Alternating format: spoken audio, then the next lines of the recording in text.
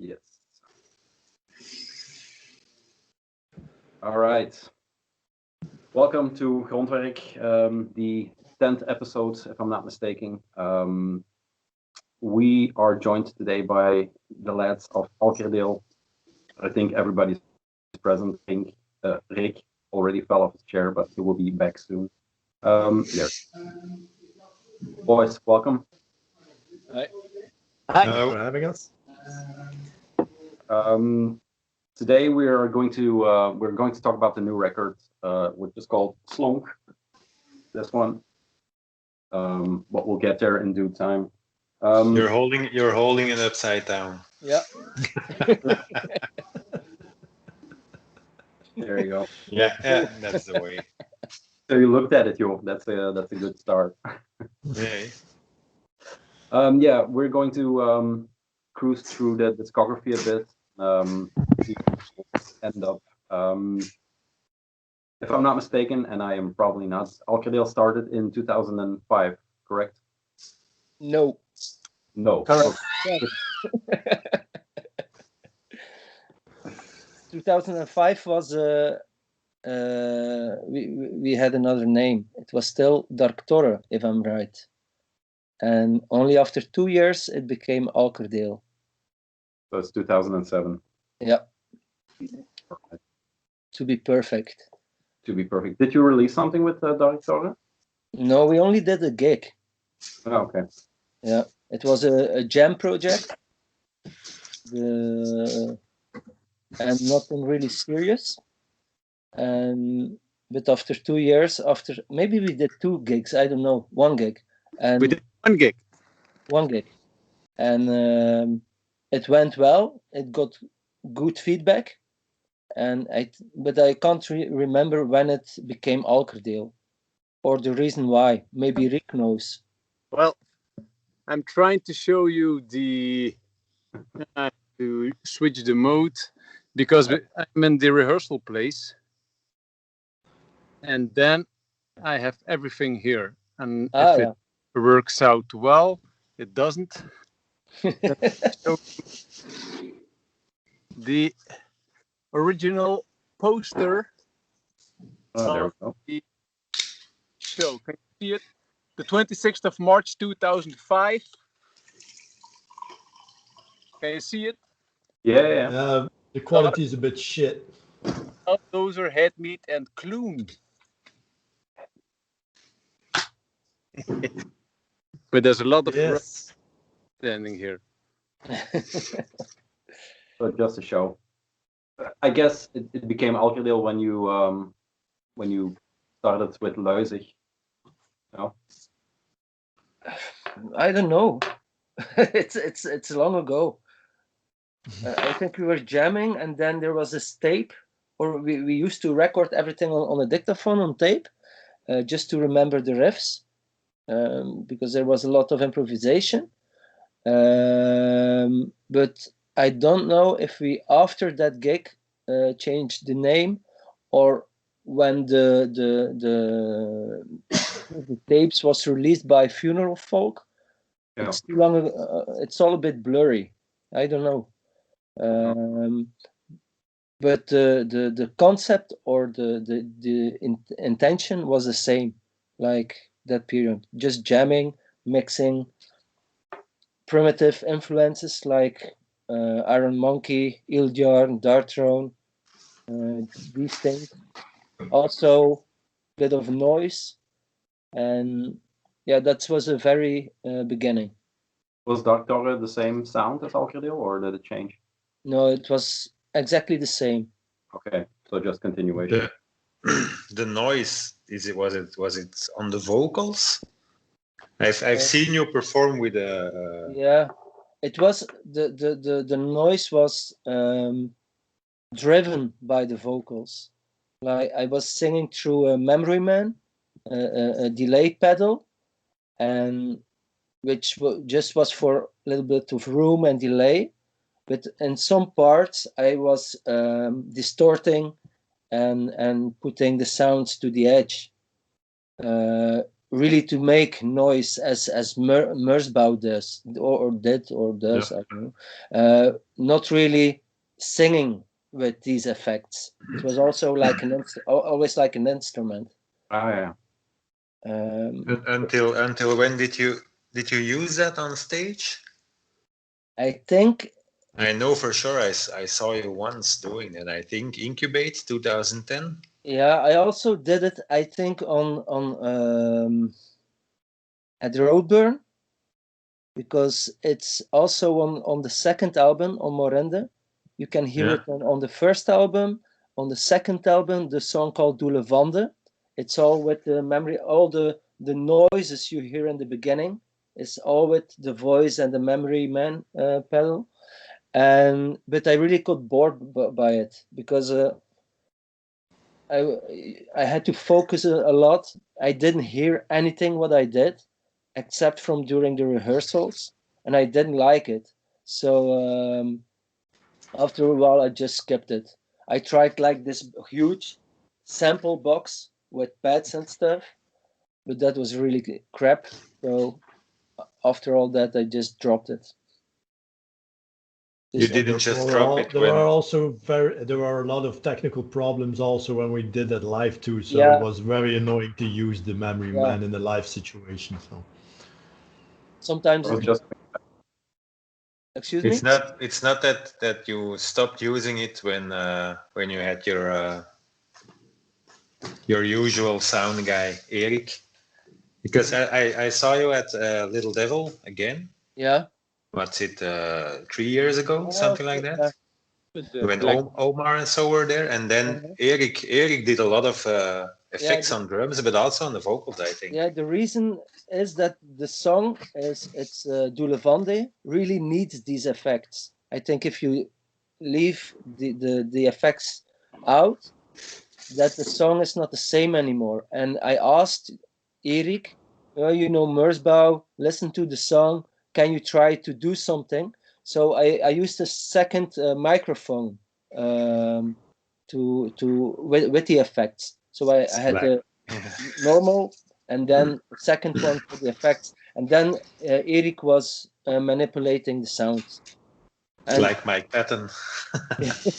Two mics. Or you were just tired of sitting on your knees, Jeroen. Also, I was really tired to sit on my knees. and not smart enough to bring a little table. That doesn't look Or good. a stool. No chairs on the stage of an extreme metal band. wheelchairs, except except wheelchairs. okay.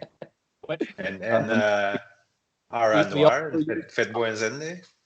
Yeah, but Yes, that's something chair. else. That's something That's else. out of necessity. So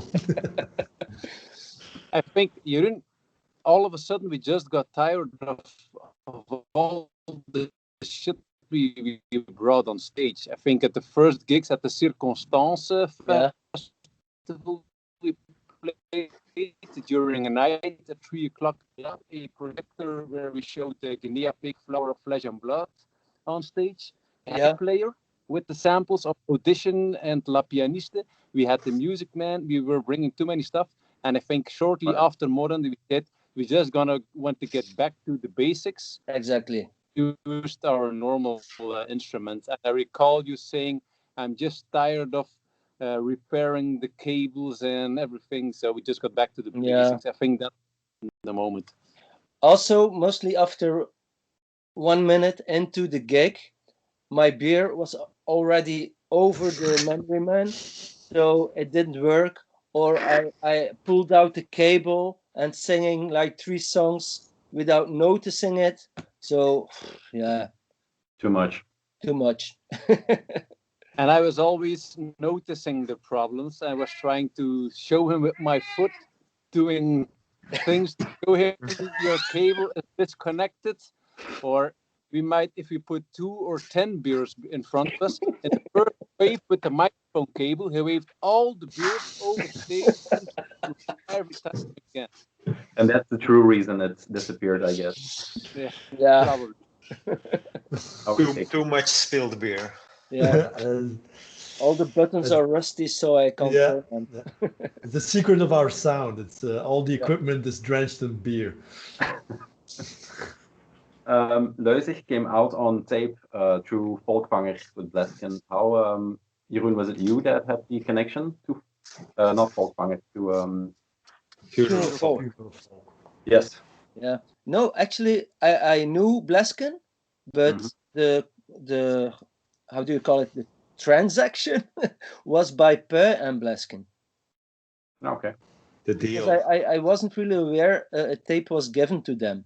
So I think Rick, Per, it was you, I think. It was me, and it was Bleskin who asked us to release it on tape because it has a very natural improvised sound. And we said, okay, go ahead. If we don't have to pay a penny about it, just do it. And so he duct taped every tape and did a handmade tape with Xerox tape and Tipex and everything. Mhm. And he made 66 copies out of it, but he lost count. So there are normally 83 copies, and I think that there are 5 copies, number 6 of 66. But these sold very well, and it was through the connection of me and Bleskin, but we just thought it was all okay.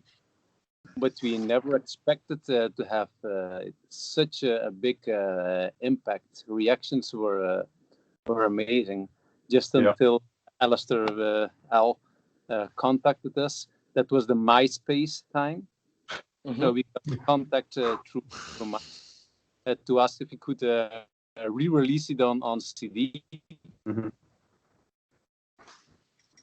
I also think we got a mail from the guy from Profound Lore who was interested to hear the stuff. And I still remember an anecdote about, was it Leuzig or was it the Speensalving?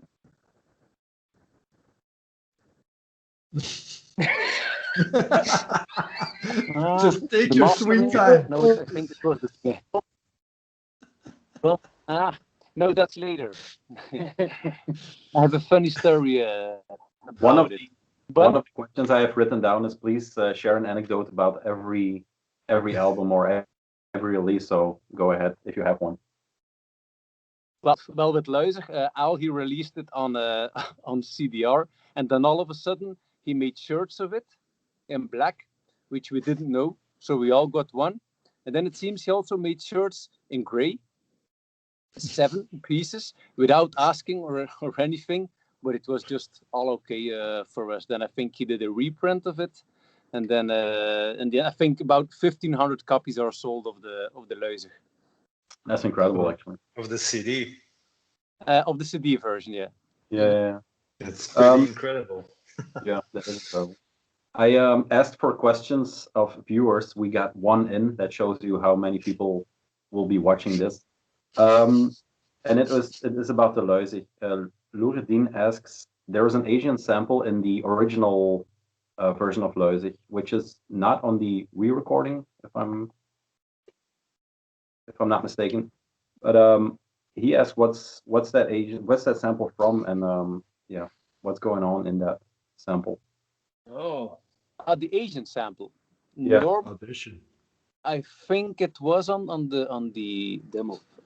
Was it only on the demo? Only on the demo. I think so, because I rechecked the on the Speensalvinger. Is it re-recorded for the Speensalvinger? yeah. Yeah, I think the sample is not on there. Okay, and it's a longer version as well on the Speensalvinger. So Yes. back then, you have to imagine when we were in the previous rehearsal room, which was garage. There we had the CD player connected on the vocal amplifier, and that was really with the CD. And the sample is from Audition, the moment that the Asian girl is crawling on the guy, and I think she's putting needle under his eyes. I think it's that part. or it's the part where the weird guy is sitting there. It's the part with the violence. Okay. It's one, but it's an amazing movie. It's from Audition. It's one of the movies that freaked me out the most when I saw it, I guess, from all the movies I saw. Yeah, especially because the beginning of the movie is so long, and in big contrast of what is coming, that it's. I'm pretty sure that it's a long time ago since I saw it. I think that the sample is when the guy is in the back with the men. The sudden movement in the bag. Yeah. That freaked me out because until that point, nothing happened in that movie. And in the background, you see the bag, and the bag starts moving very quickly. I was like, what the fuck is that? Yeah. Great movie. Mm-hmm. But quite a few people noticed from where the sample came from. But the end sample on the song hasn't been discovered until now, I think. In the whole end of the song, there's a small part with some French, and it's the end scene of La Pianiste. Yeah. Where the young guy is reading the letter his piano teacher wrote, where she's asking him to stomp her or to give her a punch and sit on her face, and so we used two samples. All that good stuff. Have you seen La Pianiste, Tom? It's been a while, but I've seen it. Yeah. I think it's over 10 years since I saw it. Same for the audition. It's even more twisted than Funny Games. Yeah, the psychology in that movie is off the rails. Yeah. I think same for all his movies, but that one especially. In the same year, the Bolaf came out. I'm not sure if it was directly to CD or because I don't know. It's kind of murky. Yeah, it's only released on a 3-inch, and that's the only version. If it's that what you're asking. If the 3-inch CD. Yeah. Okay. If I'm right, yeah, 3-inch. It's like in a larger box, like almost a tape format. So the only version on record is on the Spinzalvingen, except for that CD. Yeah, there's two different versions. There's a version recorded for the Spinzalving. That's a re-recording, and before that we tried. Or we did that version together with the Ildjar medley. Yeah. But that was before the Spinzalvingen. And it was also recorded like totally the only time we didn't record live. We were discussing a lot about sound with Frey of Serpent Cult. As he was really into these heavy doom sounds, and he had his own portable studio, which he brought to the rehearsal space. But it wasn't really our thing, like recording separately. Also, the sound was too compressed and digital, so it was the only time we did it. And actually, after when we first heard it, it was already quite obvious that we should go back to the live recordings, but we released it anyway. It was the time that Steven was still playing in Serpentkind as well, and he rehearsed here in our rehearsal place. We shared the place, and it was an easy solution to have it recorded by Frey, because Serpentkind was recording also their last mini here. Yeah. So we tried to record it separately, but the sound and the end result is our least favorite. Yeah, but also we were on the demo and such. The amps we were using were quite vintage or crappy. Not vintage in the way like they were old amps, but they were really old amps, the one that they all started playing with. And it had a nice sound,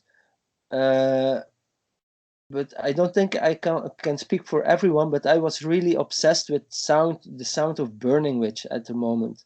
And I really wanted to bring that heavy sound into the band, which wasn't possible with the amps we had. But Frey had a really big amp, like a nice one. So we thought, yeah, maybe if he can record it and bring his stuff, we will have the sound we need. We will have like this Burning Witch sound.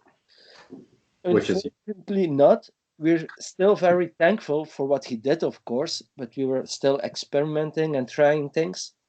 So if you want to have an anecdote about the recording, and you can also hear it on the recording, is that there's a very long scream, but like Vikodnik did or does, or at least I wanted to try it. But I was going down through my knees and then stand up while screaming, and I passed out. So I fell into the big amp, and I remember shaking, and everybody was, "Oh, are you okay? Are you okay?" Except from Frey, who was, "Oh, my amp, my amp." Screw you! Yeah. And you can still hear it on the recording, like. Yeah. You can hear it going back. Face went. I have to re-listen to it. That's So it's not an effect; it's real. dedication to the craft. But then the contrast was immense because Nige and I still played in Headmeet, and all our good gear was in the other rehearsal place. And here we played with my old Marshall Valve State combo. And then all of a sudden I could record with Frees material, who had a Mesa Boogie triple rectifier on a Marshall cab with greenback speakers. So the contrast was immense. Yeah. Yeah. Also, when recording the Ildjarn medley, you can see Rick and Nick sitting. There was also all the equipment stalled, and they were sitting there like behind the desk, and I had to listen to the Ildjarn song while singing or the recordings. So I was just, I think, half a meter away from 4 people sitting there, like the whole band. I also think Rick's wife or back then girlfriend was also there. So they were all like this to my face while I was screaming. Like, fuck. It was really weird. Maybe that's why. Also, if I'm not mistaken, the guitar parts on the Ildjarn song on the medley are played directly through the soundboard and not through the amp. Yeah.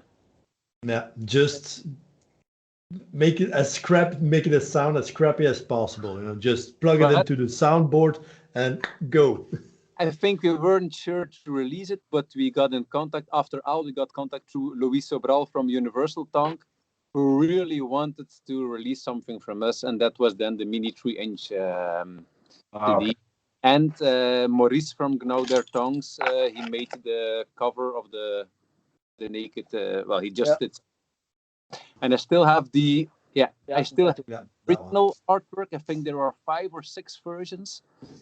I was very fond of the naked Asian women who were covered on octopuses. I disappointed. I still have that made by Maurice. There's a question. The first time he did something for us. Yeah, that was his introduction. So he has been helping us out since the early beginnings. So That's also cool. more than 15 years already. The MySpace time, I sent him our Luizig promo, and I ordered back then all the white CDR promo versions of Gnaw Their Tongues, which I'm very happy I have those now, because they were printed on like 10 or 20 copies. The Hema CDs. And all the all the first CDs and the EPs. He just chipped them all. Great stuff. Yeah, I have a bunch of those as well. Yeah. Do you know what the image is from the cover? I can't. Sorry? I can't remember. 70s occult movie, I guess. Yeah. Yeah, probably. Seems the image seems to be of that era. So Actually, if I recall well, he chose the image, but I made the cover. That I still remember. Just it's chose. possible. Yeah, I still remember that he made something, but the actual design was done by me. We just Were put you pictures. the band Nazi back then already? Yeah, from the early, even before the band started, it was like the Nazi already. I can tell you, I've been with him at school, and and when we had a project, it always had to be his thing. It was like, yeah, all right, you just do your thing, just go ahead. But that was the only course you had good grades then. So Yeah, sure, man, sure. So it's been going on for a while. yeah, Yeah, we've been going on for a while. I think we were. Can I tell it? Sure, Our why first not? introduction. No, never mind. Just leave that. Leave that. Just Okay. don't tell that one. Next album. Okay. Yeah. The next one is Morinde. Is this the first full length in your eyes, or is Spinzalvingen the first full length? The Spinzalvingen. Yeah. Yeah. All right. After the demo versions, then, like Lazer and the Bolaf. Yeah. That were the first two, a demo and an EP, and then we wrote Verdestelweren, and we thought that the Bolaf and Leuzer, we made a longer version of Leuzer, which lasts, I think, almost 25 or 27 minutes, with a very long, Almost 29, 20 according to Metal Archives. minute and a half for the vinyl version, which had a very long doom drone part in between. But the Bolaf was a decent song, and we wanted to re-record it in the whole new setting. So it's a full length with the demo and the EP on it. But still, I think I really like the sound on the album. Yeah. And I think Verdestelweren still remains one of our most aggressive songs. Wrote it shortly after playing with Alkerdeel, where we played with them, I think in Utrecht or Den Haag. And they started the show with a very long part, and then we said, "Oh, we want to do something like that as well." Yeah. And that's the of Verdestelweren. It was the opening track of Occult Rock, which is weird because they were already playing it in, I think, 2007, 8, I don't know when. We played there in Utrecht. And it only appeared on the album Occult Rock years later. I don't know from what year it is, Occult Rock. Yeah, 2016 or so? 15, 16? And we played in Utrecht. Let me check. One moment. 2008. Yeah? Gigs. It's been too long. I don't know. One of the gigs with Steven. What? I think the first show we did with Steven on bass was with Angst in Maldegem, and then it was Utrecht with Alkerdeel. Or Yeah, I guess so. Yeah. Circumstance is there. Yeah, Circumstance So they also. were already playing that song, the opening track of Occult Rock in 2008. Or it's a song that really is similar, but I think it was really that track. And it was really impressive.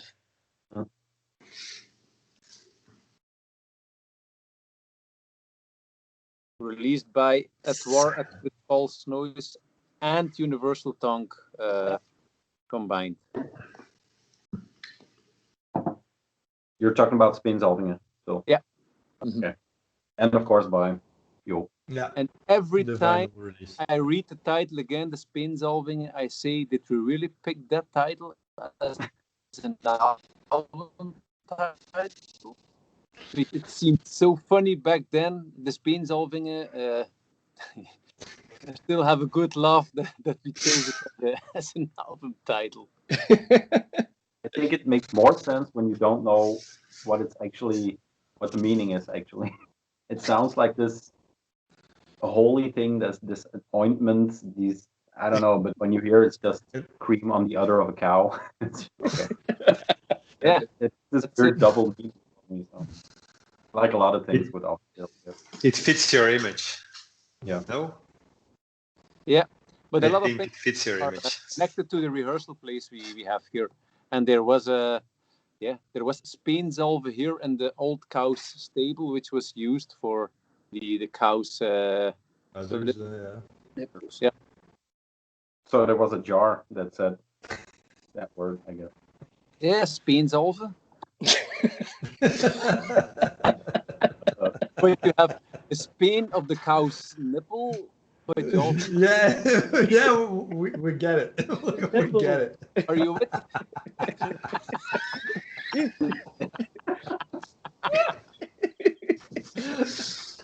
Oh, all right. Please explain again, Rick. Explain again. But you also have, like, we call it uiercrème, but it's an ointment you put on yourself. But it's not the same as Speensalve. Yeah. Nope. But this was specifically for the cows. Okay. I think it's a byproduct of the Speensalvingen. Yeah. I guess. Then we walk into Morinde from 2012. Only Life is Real is the byline for that record. It has 4 tracks, and yeah, it's just the follow-up to Speensalvingen. I always thought it was the first full length, but hearing it now, it makes sense that Speensalvingen is the first one. This is the first one you did with Consoling Records. Mm-hmm. How did that work out? Because was it the beginning for Consoling? Their early steps, yeah. I think they already did something. There was another guy involved, Miguel, who was more like in this neo-folk. And I think they already released one of his projects or a project in that genre, if I'm right. And they just asked us, like, we want you to have with us, and can we talk about it? So we said yes, but during the talk we need small sausages and cheese.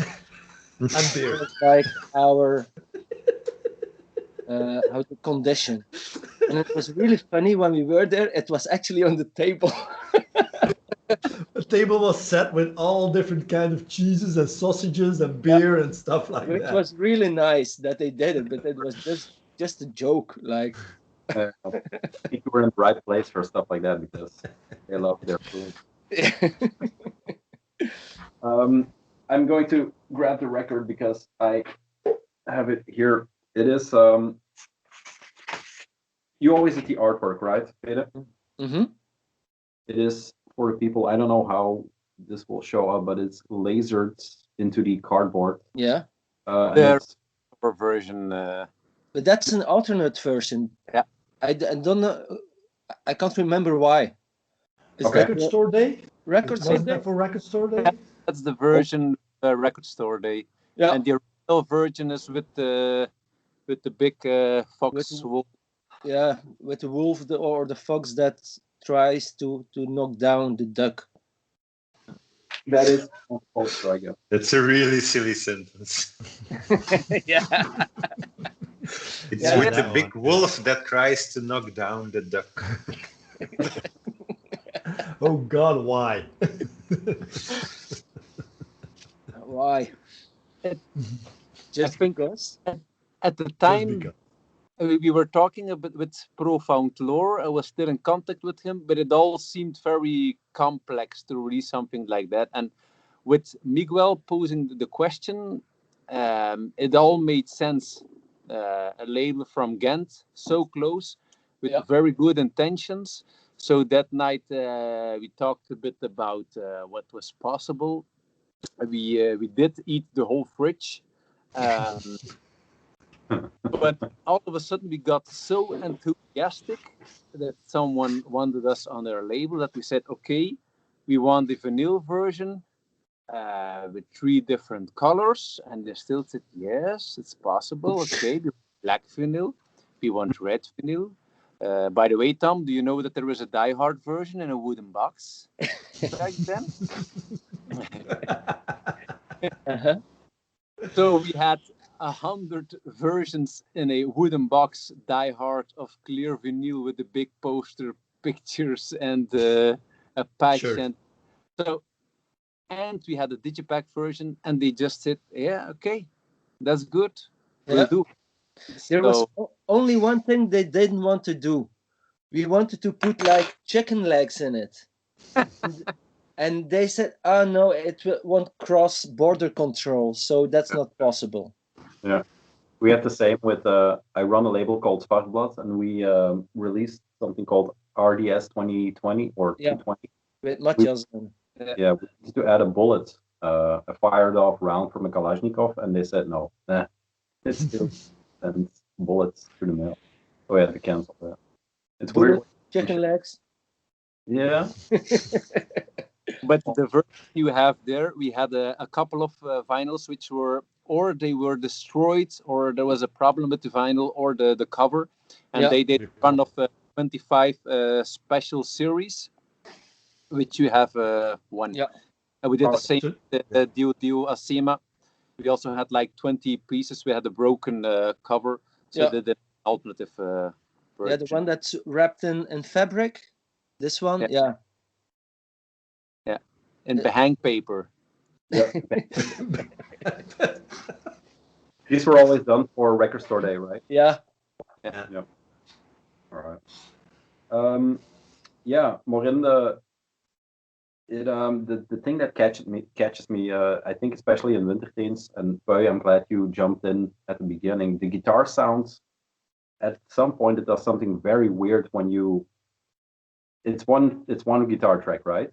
But when you, I'm not a guitarist, so please bear with me. When you go from fret to fret, it sounds like a ghost note, but it's just a slide. Do you know what I'm talking about? Is that intentional or is that just the recording? Are you talking about the first riff where I start? It's when the track has these mid-bass parts and you play a riff, but when you hear the riff just keeps playing, but you change frets and the slide of the frets makes a really weird noise within the riff. And I was wondering if that was intentional or just. I think on every record there is something that hasn't been intentional, even on the new one. We'll have to re-listen, but all is just recorded live with just one guitar, maybe a bit of delay or. Let me check that out for you. I will give you a time code on that because it's hard to pinpoint where exactly it is, but it's definitely in the mid-paced parts that you. I'm sure I can give an explanation about it. Rick, just say everything is intentional. Yeah. Just say everything is intentional. I'm just brilliant. Only just drooling on the guitar. You shared something today. I think it was I don't know, something on Instagram, and you attached the track Hessepick, and it was weird that you chose that one because I'm listening to the records for 2 weeks now, all the records in rotation, and that track is really something special in your discography, if I may say so, because it's different in the sense that your vocals, Peter, are whispering I mean, it's just talking vocals, but it dissolves into something very chaotic and just absolutely crazy. It's weird, Yul, that you chose that track. I just shared someone else's status. I didn't choose anything. All right, I thought you added it, but it kind of reminded me of Nick Cave and the Bad Seeds in that it's just a guy talking and then the band going crazy, which I thought was a weird mark in the entire discography for me. Is there something there, or am I seeing ghosts? I think it had something to do with the recording itself was live, except from the vocals. They were done afterwards. We did the recording with a friend in his garage, and after the recordings we had a barbecue, and after the barbecue at night I did the vocals. So that explains it's called a lot, but for that specific track we had been rehearsing it, and I was screaming the whole song. Also live, sometimes I just scream the whole song, mostly because I don't know if the vocals are hearable or because it's, yeah, like you say, talking. But that's the very first song that has written lyrics. Okay. Because we started out as a jam band, and it was mostly improvising, which means that the lyrics were sometimes just only phonetics, gibberish, or real text. But for that one, the lyrics were always fixed. But I'd never done it during a rehearsal. I came to the recording with the text, and it was the first time I did it. So I was doubting, what will I do? Like, will I scream it? Or I wasn't really prepared. So also my voice was already gone. I thought, maybe it will be better just to read it. And that's the truth. Willem Vermanderen in the beginning. Yeah, but Willem Vermanderen. Yeah. But that's the explanation why. Like, I wanted to do something different because of the atmosphere of the song. Like, also because if I had to scream it, it had to be over the top, especially the last part. And I think my voice was already so gone that I thought, maybe I try just something totally else so I can keep the screaming until the last part where it's really necessary, and I can go over the top. And I think it was the perfect choice, because I could just ruin the voice on the last part. So it worked out. Also, because my voice was already broken, it was a bit lower. I think it's good that the talking or the talking voice is a bit lower than my normal voice, which adds to the atmosphere, I think. Yeah, it does. It kind of struck me that it was something special in the but in the discography. But there were two people during the recording: the owner of the house or the garage where we were recording, and a good friend of ours, Stefan, also a school friend, who now plays in a surf band, Humangadanga, but back in the day was like the guy I was listening to Beherit or My Dying Bride to. So he knew where we came from, and that's the reason why he recorded it, because he had, a knowledge of the music, but was also a knowledge of different things. And the owner actually gave some good tips about the pronunciation and articulation, or using the voice as a spoken voice. So that time he was a good help.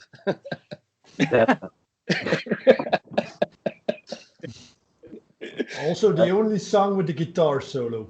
Yeah, the only song with the guitar solo. Yeah. And actually also the only time we used two guitar cabinets to record.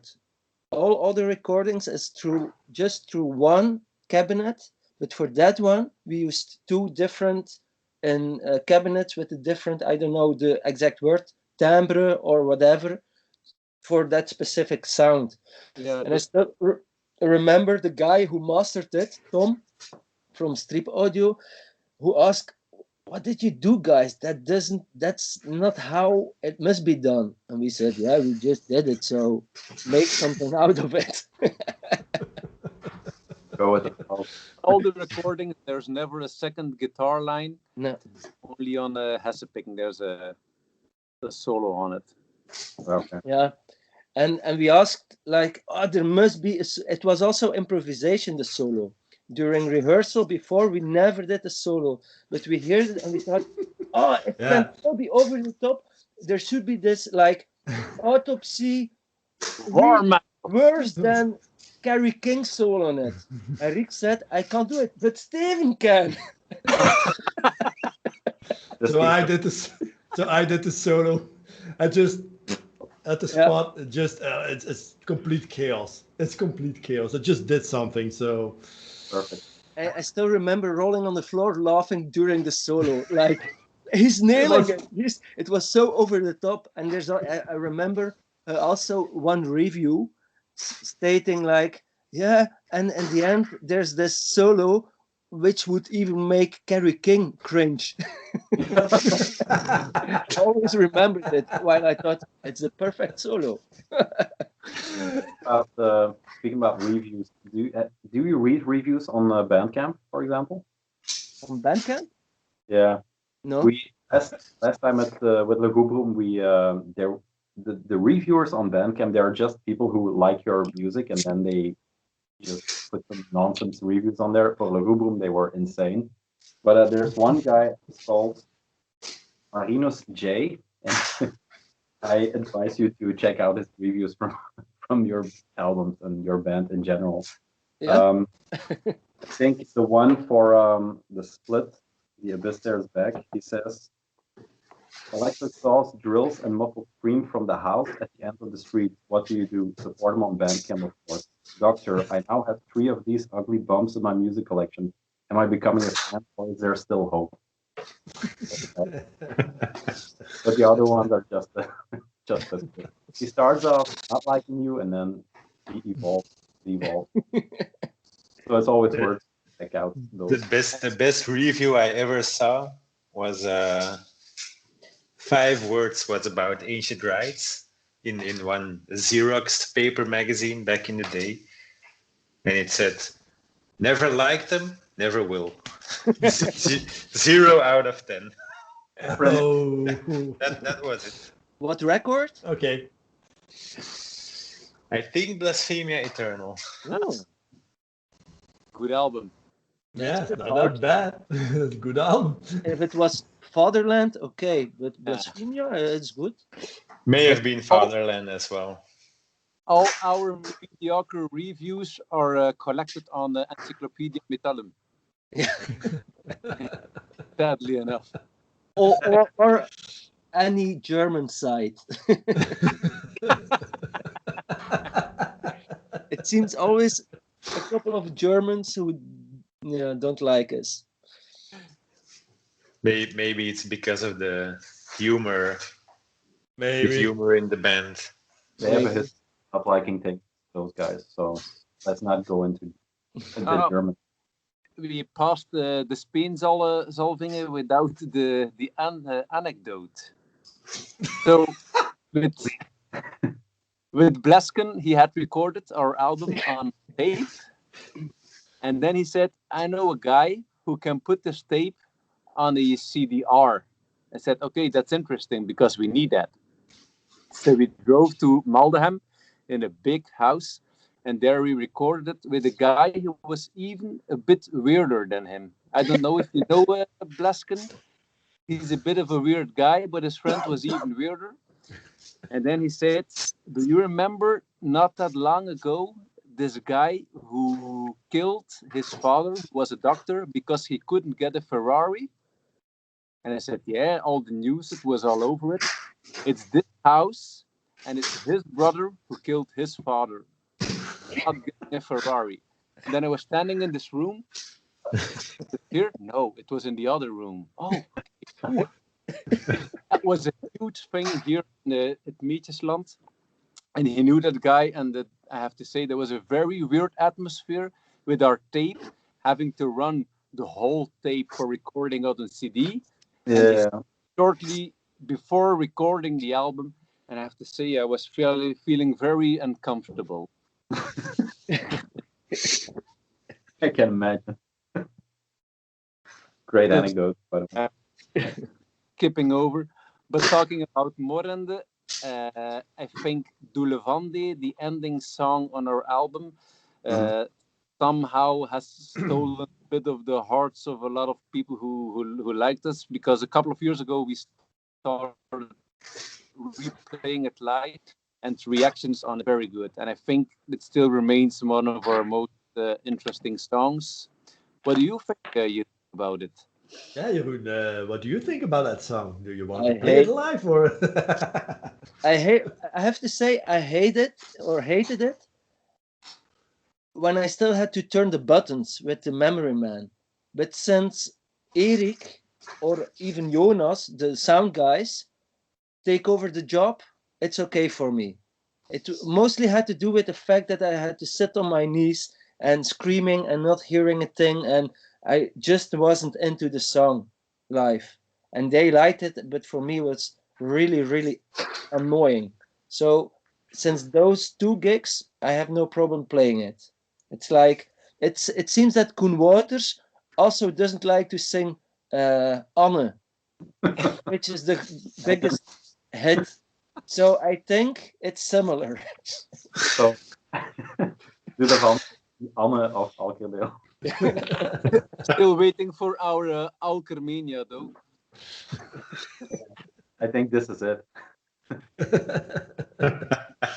Yeah, Doulevande, it kind of struck me as the most ambient track Alkerdeel ever did. It leans into what ambient could be, maybe. And I always, in my head, it was always a stepping stone into the Yellow record, the one with Gnaw Their Tongues.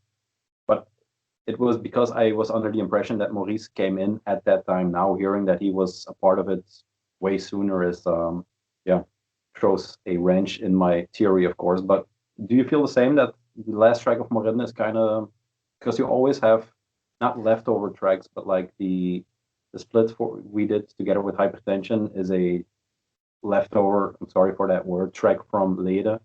Do you feel that like it's a stepping stone? It's not a leftover. Totally not. It was written. Is that true? Yeah, it was written before it. It was written for that split.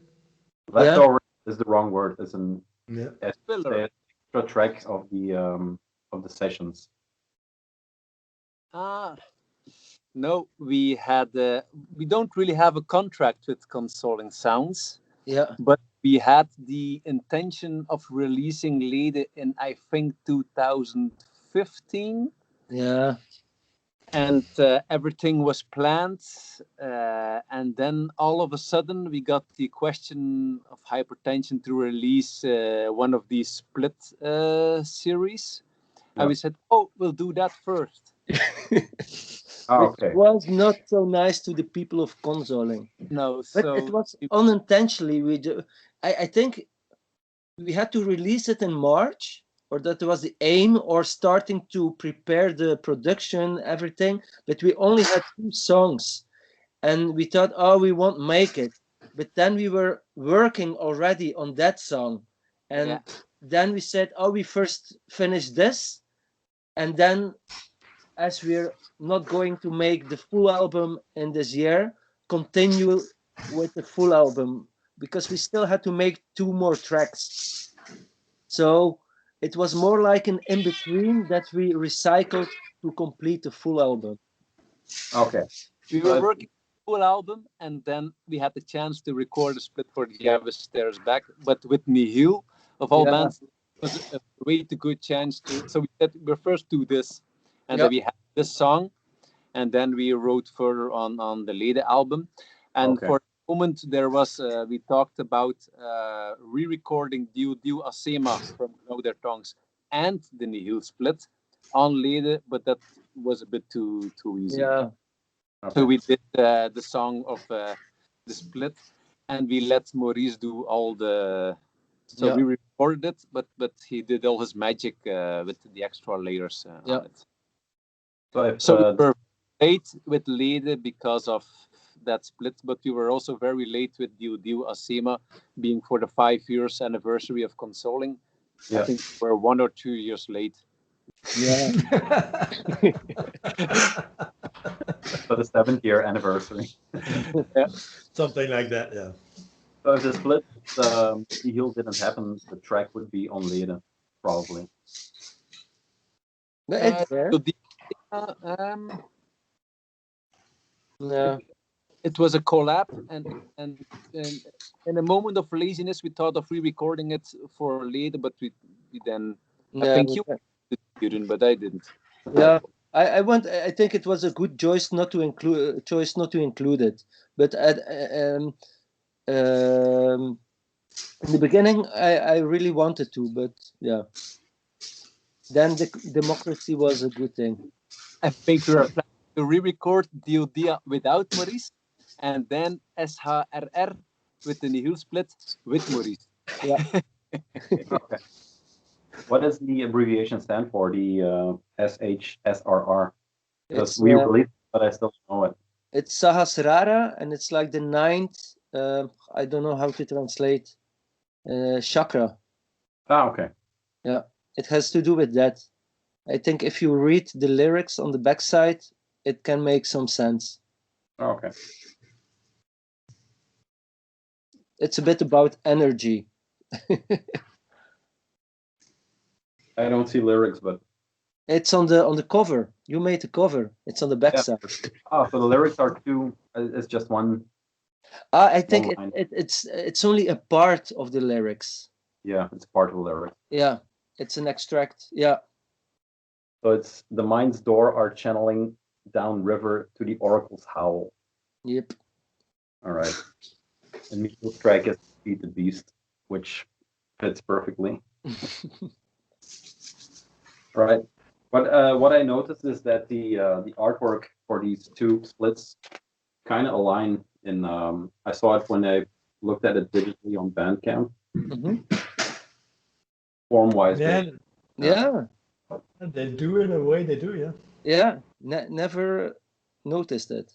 No, I just noticed it because they were next to each other on Bandcamp. Yeah. All right. That split is still the best thing I ever did for hypertension, I think. Because you were saying something about Danzig had the best band picture on the Welcome to the AA podcast, but I still think this is the best. Sweet memories. Yeah. I was always doubting what I was doing. This one and the Lugubrium one with the plunger. Yeah. With his white shirt and the plunger. What I do for the artwork, but when that picture came in, I knew it was going to be all right for that split. Do you know how that picture came about with Stefan Temperman? Tell me.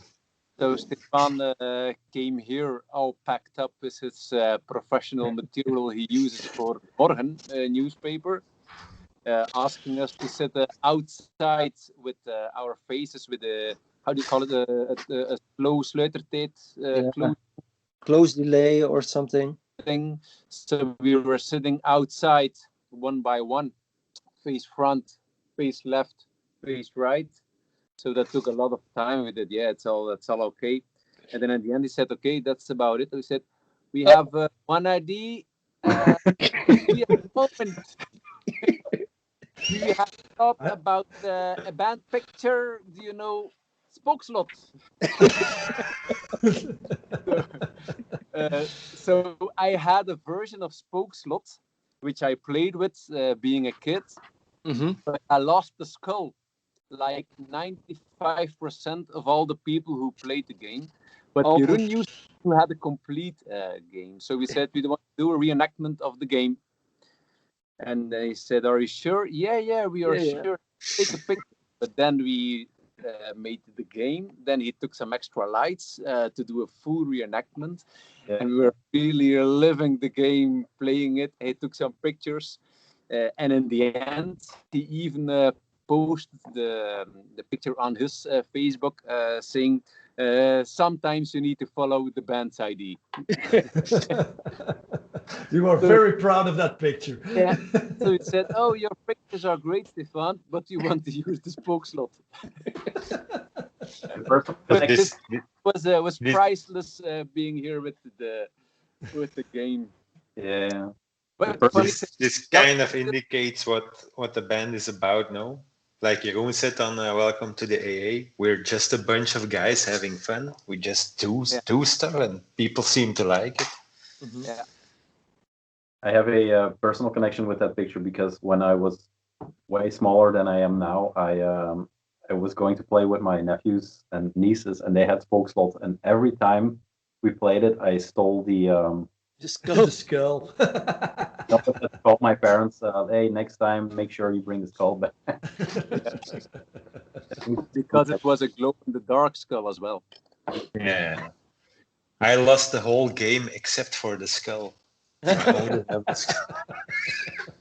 It all makes sense out of Do you want to trade it for my Die Hard Marinda box?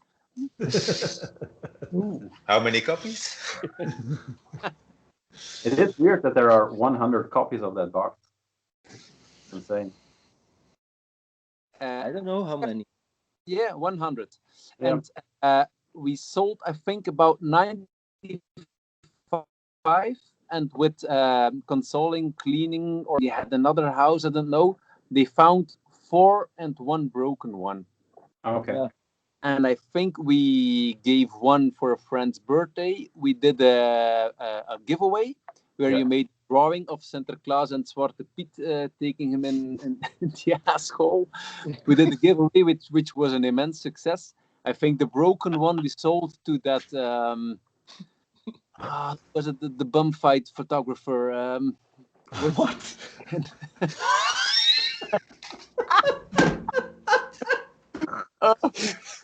You know, he wanted it, but he didn't have the money.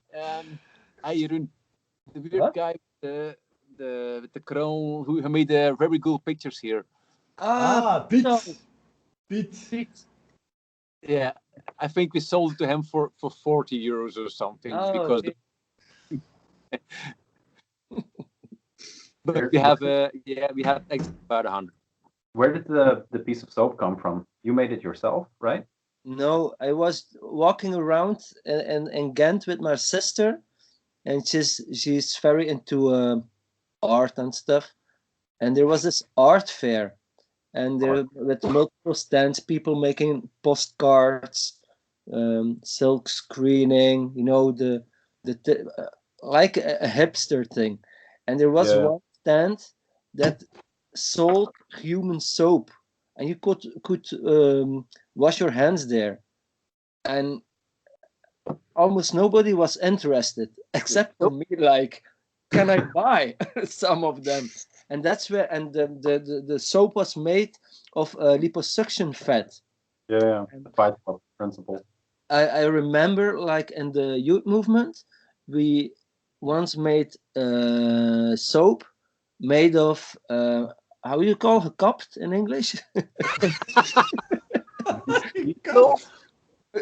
Viande hachée. How do you say it in English? Minced meat. Minced meat. So it reminded me to that.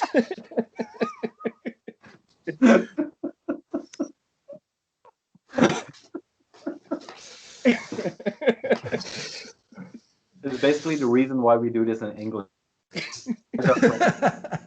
From the central part and from the east part, and we're not going to go into dialects, but believe me, gekapt is so I bought a couple of them to include in the box because I knew we had some rediscovered, like Rick said, some boxes to include with the box. Okay, so there were not 100 bars, so not every bar.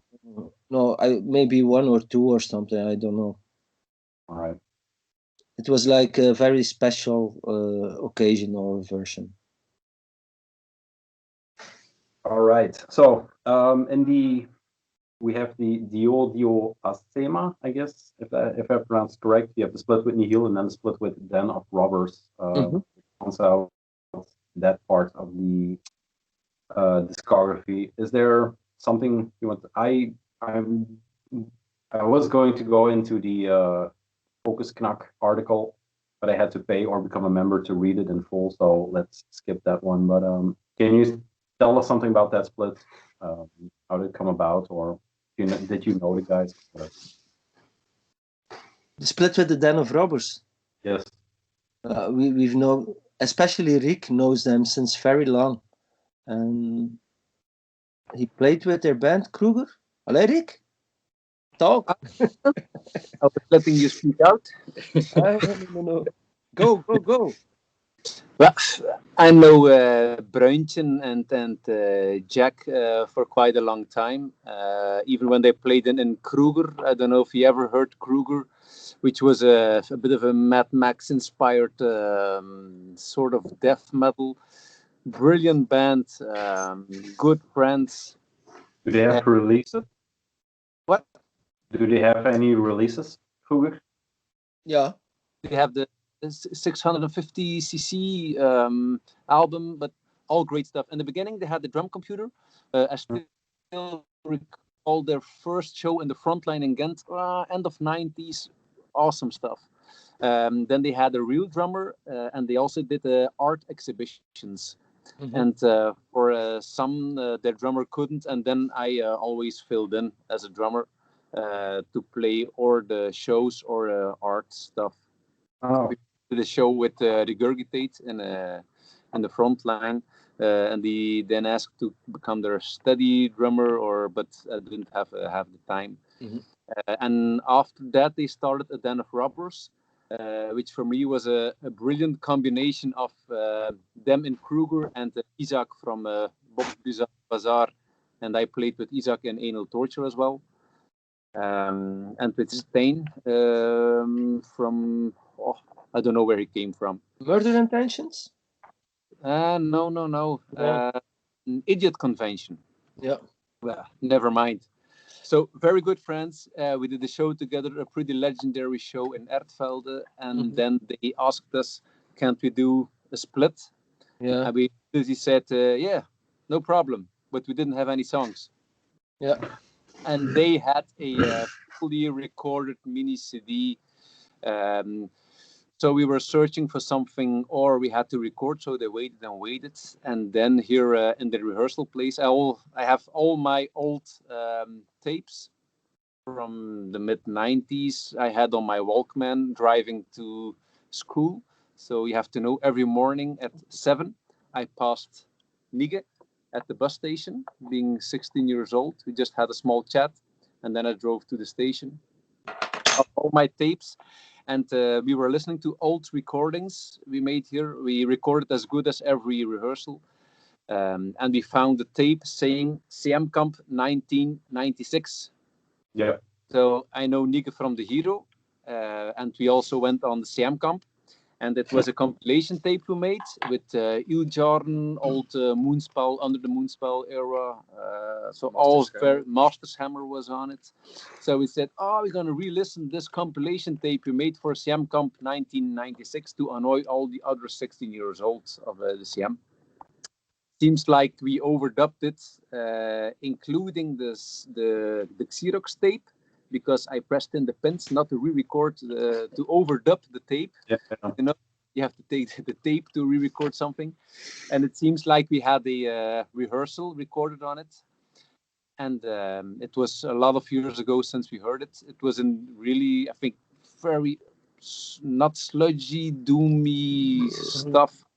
It's one of the most sludgy songs, actually. It's from 2006, right? Yeah, 2006, 2007. I think it's even before the Leuze recording. Yeah, it dates back before the Leuze recording, because the it's very sludge influenced, and I don't think Blaskin from Funeral Folk isn't really into that, so there's a reason why those songs were forgotten. He really chose the black metal songs from that period. But you extracted 3 songs out of it. Yeah. Gave it 3 very funny titles, I still think. And then we asked the Robbers, is this okay for the split? Yeah, it's perfect. I'm still very curious how Mike and Nele from Consoling think about that release. But it's one of the releases which is most available. And the weird thing is, people often refer to us as a sludge band, which I don't understand at all. In every review, it's sludge, blah blah blah. While I just can't hear it, except from that album. That's our really only sludge album, or it's only 3 songs, but that's the only really thing that you can call sludge. Like, it's very Iron Monkey, I Hate God, Corrupted, influenced, and it's weird that no one likes it or seem to know it. I think it's weird that you take offense almost that people call you sludge, but when you open up your webpage, the first thing you see is the word sludge. Is it? Yeah. Yeah. From back then. I And think then still has to change that. I still have to change it, but I don't know the password. I think the best move you did is to accommodate the journalist and to add Matt Drinker to your overall sound. I think that's the most sludge Alkerdeel will ever be. Mm-hmm. It's your own fault. Okay. But I think it largely is our own fault. Yeah. But it's still a cool release. I think the moment he and the Bruintje had to, so you had all these copies and you cut them out to make a collage of pictures in the insert. I don't know if it will show up, but there on your tab, it just says Filthy Black Sludge. Before you hit sides. Shit. Just one of You go to users.pandora.be/Alkerdeel. Password is sludge. 666. I have an anecdote. I have an anecdote about that show in Alkerdeel. Ah, yeah, you were there. I was there with Jan Cassis, and the first thing we saw, we passed the sign Alkerdeel, and the first thing we saw was an Alkerdeel. How do you call that? A shit car. It was the very first thing we saw. So yeah. I also have something to say about the Den of Robbers, but give me a second because there's. I'll ask a question in the meantime. Rick, where did you get your porn collection? The one here? Yeah, the one in the rehearsal room. So it actually is quite a bit of a sad story, but a good friend of mine, he had a few addictions. One being motorcycles, another one being porn. And he wrote for Motorrijder magazine, if I recall correctly. And as a journalist on a photo shoot, he fell down and slided under a car, and in front of the photographer, he died in the crash. Oh, that's not cool. And his wife, he left 2 kids, and his wife, after a couple of years, said, "Okay, I'll be moving out of this house." And she asked all of the friends, "Okay, who wants these vinyl albums, the CD albums? Who wants his shirts?" He was a huge music fan as well. So we were all these friends. We were in the house, and everyone was taking everything they needed. But in the end, there was one thing left. No, 2 things. His huge porn magazine collection and his huge porn movie collection. So in the end, I said, "I'll take all the porn, and I'll give it a good place. And she said, from the moment when his children are old enough to understand who their father was with advantages and disadvantages, please that you'll keep everything, and that will come and They will come. But no, it's really like it went like that. I filled twice my car and made this collection here. And let's say that 75% of all the porn here is his, and 25% is mine. I think it's also very which is still a lot.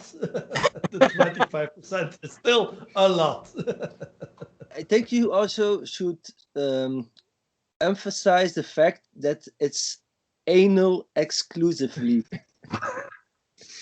Of course, it's Alkerdeel.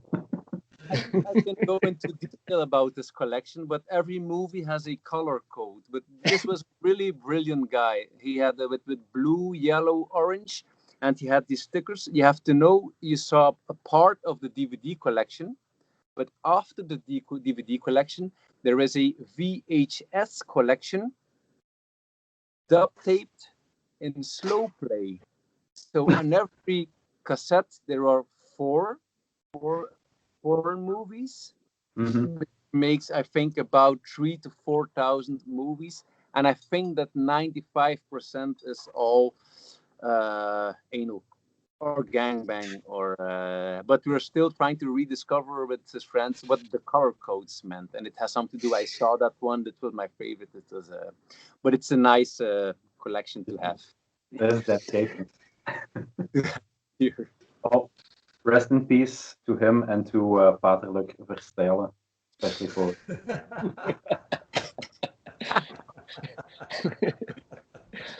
But all right.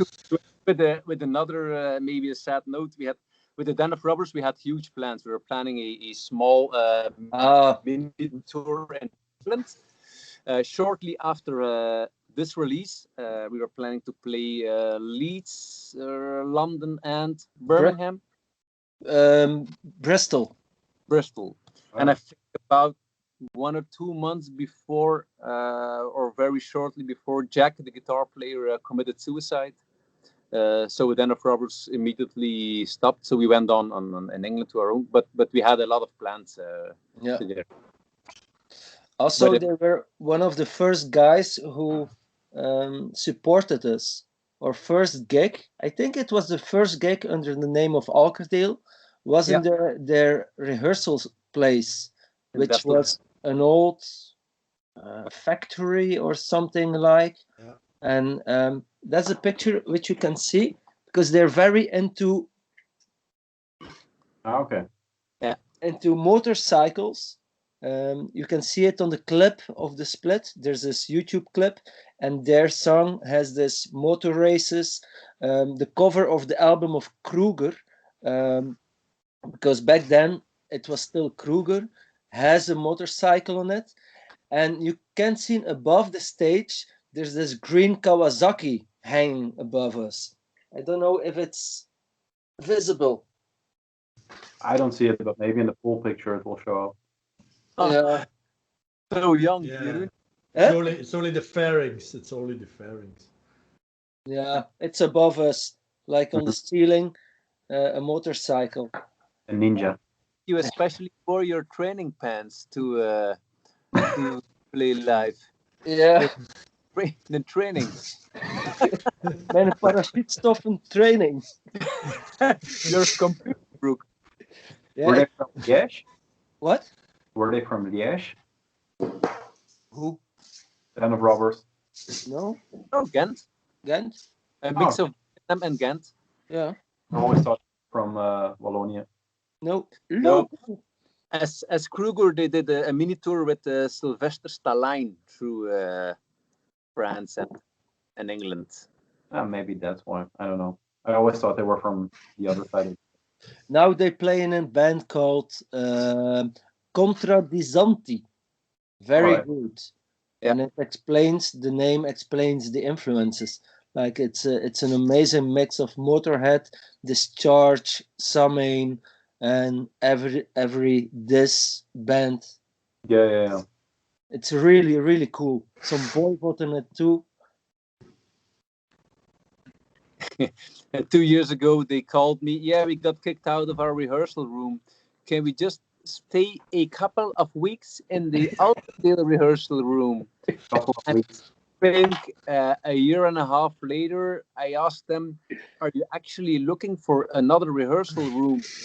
Yeah, we have to pick up the Seeking Quest. But now they rehearse in Ostende. Okay. Great.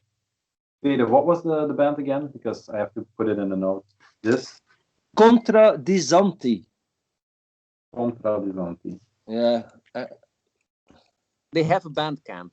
It's Belgian Music Week, so let's hype them. Yeah.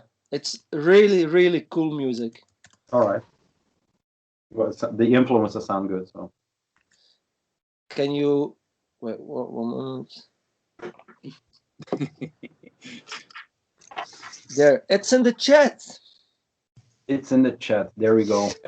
Something band camp. Perfect. All right, that puts us square into Lede, the third full length. Yep. Yeah, the third full length. It was for me the album that really consolidated the sound. That, for me personally, that, first time that the sound really, was one big whole, one big piece. And with people talking about Slonk lately, they the main thing they say is that it is the hardest, most black metal record you ever did. Mm-hmm. But listening back to Lede, it kind of put it in perspective that Lede is a very hard record. Maybe I didn't catch it when I first started listening to it. But yeah, to put it in perspective and to reassess the fact that people call Slonk the most black metal, if you will, it reaffirmed that Lede is a very hard record. Mm-hmm. The only thing that really gives it some air is the bass playing, and I talked to Peter a lot about QW. I don't know how to pronounce the name otherwise. I think I don't want to. I mean, I don't want to blow smoke up your ass, but the way you play bass in this, you're a secret weapon of Alkerdeel, in my opinion. It is, and especially on Slonk, the first track on Slonk is called Fear, right? Mm-hmm. So, I mean, the way that bass part brings the groove into that track is, I don't think I ever heard anything like that. Maybe I'm putting too much praise on it, but I've started noticing the bass parts on Lede. It kicked me in the ass again on Vier, and it's just, it's such an atypical playing style that it deserves mentioning. Can you say anything about it? First of all, thank you for noticing. Let the man talk.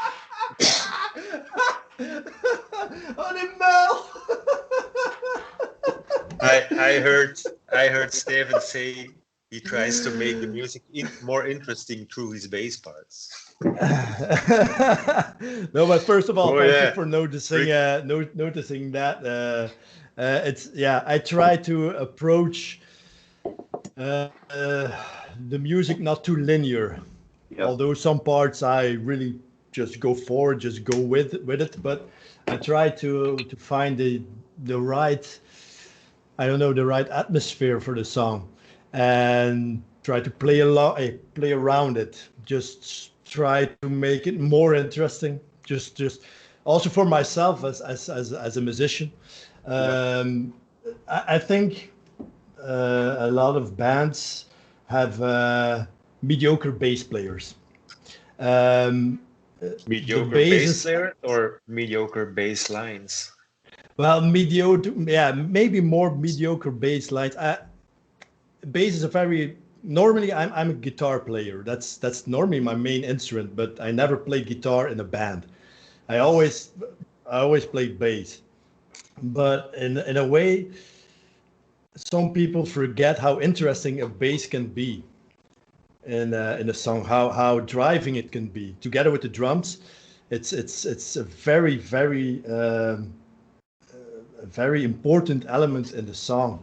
So I try to approach it in a way that it's maybe not that conventional, but makes it a bit different. Makes sense. Makes sense that I hear that you're a guitar player because it claims a spot in the overall sound. Like guitar player usually does. Yeah. That's true. Yeah, I try to make it a full instrument, not just some noise in the background to support the guitar. You know? So why is everybody laughing? Just look at the picture with the picture that Jeroen posted. So okay, sorry. I didn't know that. I think he's trying to say it's getting too serious. Wait until we ask Jeroen about the concept of Slonk. Then you can do something similar. Yeah, we're gonna fuck up your story too, man. Anyway, but you treat the bass as a real instrument, not just in a supporting role, but also in a not per se a leading role, but just equal next to the guitar. And just listen. You just have to listen to the song. What needs what? You know, it's like sometimes you have to push it a bit. Sometimes you just have to go with the flow. Sometimes I don't know. I just experiment with stuff, but it's not that I come up with all the stuff, because Jeroen has sometimes a big part in that too, because I play something and then he says like, no, just try to take it more easy, approach it more that way, and I just try it, and just collaborating we find something. So sometimes Rick has an idea, and then we just work on it together. It's not all me, it's a collaboration. Just what does that song need? I'll take it even maybe a step further, because all of us, we played in other bands before. We played mostly death metal before, some black metal as well.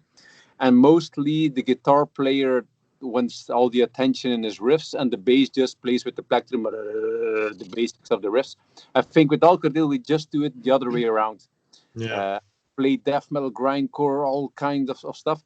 I play pretty basic riffs or songs, and QE or Steven really adds an extra on it to make it more interesting. I think it's almost the other way around, where I play the basics with bass riffs and he does the extra, and it works out greatly. Reverend Bizarre does it as well somewhere. I don't know which track, one of the first albums.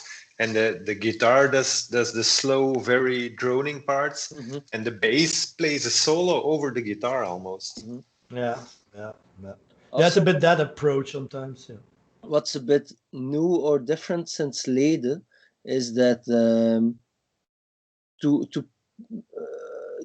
put it shortly, Steven's bass playing, and actually he could say it, it's mostly based upon Steve Harris or Skull from Vedbenzende, and that's always been the fundament. But since Lede, he started, or maybe the split with Now Their Tongues, doing things like creating his own style. Like sometimes it reminds me to electronic music, like oscillating sounds. I don't know how to describe, like not the typical rock lines. There are some lines coming in, especially there are some crowd lines coming in. Also, and it's a bit unconsciously. I don't really think, but maybe I'm wrong, that you're influenced by bands like Faust or Can. Maybe you are, but I think it's really that comes from experimenting yourself instead of listening to that music. Well, anyway, I listen to a lot of different styles anyway, so I pick up left and right some stuff, and I just do something with it. Like I said, I listen to the song and I try to follow a certain atmosphere, or try to invoke something sometimes very simple, sometimes very complex, but it varies. Just it has to fit in the song. Perfect. Lede also was kind of a, well, if you look at the audio as thema, the artwork became very colorful, but with Lede you chose for the black metal color orange. Artwork wise, this was also a breaking point, I think, in the discography, since it was, I'm not saying the rest is not a concept. I think, for example, the Morinda has that, you know, those figures going through it, the rat and the duck and stuff like that. But with Alkerdeel, you had kind of a short story in the sleeve, if you will. And you always talk about the artwork, but you never explain. I don't know if that's deliberately or. But I think it makes sense. Head very much, but I did. Yeah, it's kind of complicated to. Yeah, but when I was a kid, I was always watching these Iron Maiden covers and try to find the signature of the guy who drew it, Derek Riggs. And sometimes I spent hours on it, like watching to the covers, and that really inspired me, like to do stuff, or to put stuff into design without people telling what it is, or directing them in the way. They should discover it themselves, because I really like it. Also, it's some kind of challenge for myself to see how far I can get or challenge myself, because during the process, it's mostly a long process, so it's mostly for me that I do it.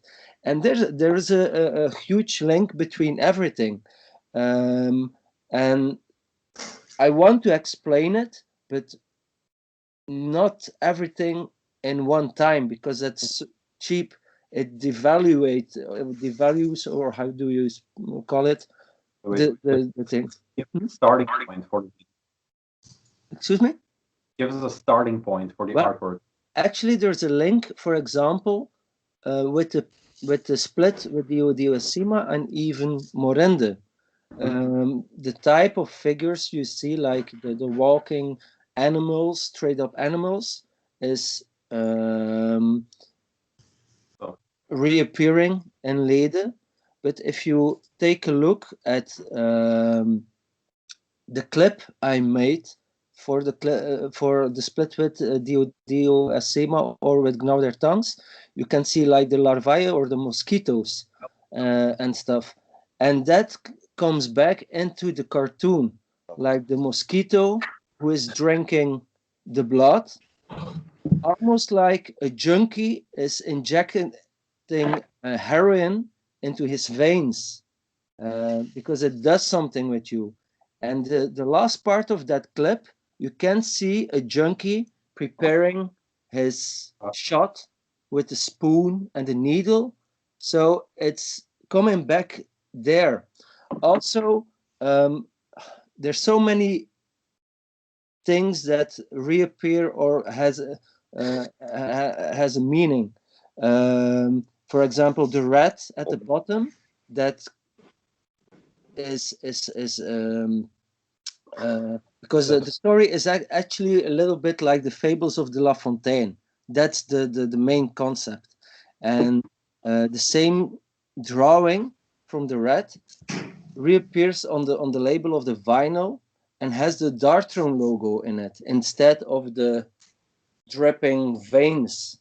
And I really like to no, it's on a shirt. I don't know where it is. It's not on the center label. Is it on the Omorende? The rat? Yeah. Does it has the Darkthrone logo in its hands? I'm not sure. It's on the shirt. Yeah. He has a pentagram. Yeah. And it's this. That's the Darkthrone, the pentagram from the Darkthrone logo. Ah, okay. Yeah. I really like to put these things, and it's the same rat from the cartoon, so it's reappearing. So I really like to reuse stuff, And I wanted to do like this story, like the Fables of de La Fontaine, mixed with all these influences and of course new elements. But like really revealing everything is something I don't want to do. Like let people discover and make out their own thing. Of course, I can reveal why the colors, because everything has a meaning. Why the use of frames, and because it's all inspired by stuff. The orange color comes from, and some people. The first time I revealed it was for Johan for Oudergebroed, that it was based on Suske en Wiske, the Amoureuse Amazone, but also the colors of a stupid youth movement, the KSA.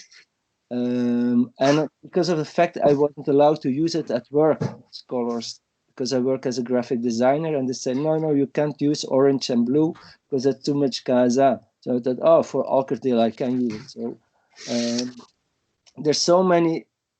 It's not chosen randomly, or it all has a meaning. This is the poster for that. Yeah, I'm always intrigued by artwork because I try to do some stuff, but I don't have the time to really do the things I want to do. So I'm always interested in what's going on in someone's head, artwork wise. So that brings us to the to the main ticket. I think Slonk just released 2 weeks ago now. Last week. 1 week. 6 days. Is it like this? Mm-hmm. Yeah. All right. I did it. Yeah, Yo, maybe you should take the reins on this one since you released it. Yeah, what can I say? I didn't like it at first. Yeah, thanks for having me. Thanks for having me. When Jeroen sent me the files, I didn't get it. I wasn't feeling like listening to this kind of music, and I put it on because I had to listen to it. But it was, it totally didn't do anything for me. It was almost a task to put it on. But then at a certain moment, I just put it on when riding my bike while delivering records in Antwerp, and then it kind of clicked. And now for me, it's the most complete album, I think. Song-wise, artwork-wise, sound-wise, I cannot say anything bad about it. And I think it will be a timeless classic. Thank you. Couldn't agree more. That would be nice. Yeah, I really think so. And when you see the reviews coming in, it's they're pretty good. Yeah. If everybody seems to get it. Mm-hmm. Everybody seems to get it, and the sound when you put it on your headphones, it's okay. But if you put it on your record player and you go and sit, it's like this one big. The total sound is super great. Mm-hmm. It's dirty. It's powerful. It's old school. It fits the music really well. And the music has this primitive, primordial, raging energy in it, which I kind of like. Yeah. Also, artwork-wise, the super fancy the 12-inch booklets, super great. The slipcase of the limited edition. I do have one remark. The color of the limited vinyl is not what I had in mind that it would be. I thought it would be more like just the cream color. That was intention, but it was technically not possible, it seemed. So it was a bit of what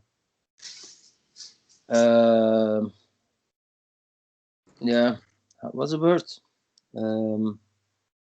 Have you seen the latest Urfaust? The bone colored? Yeah. Yeah.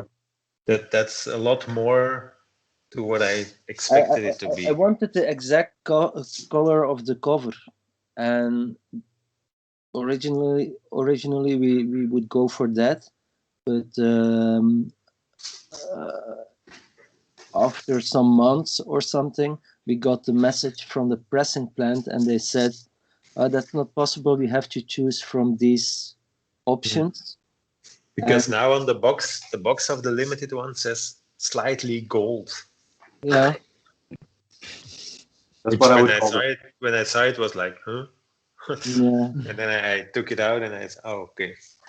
It works because it's the exact same color vinyl pressing as the limited Abyss split. It's 100% the same. So yeah, lineage there. Yeah.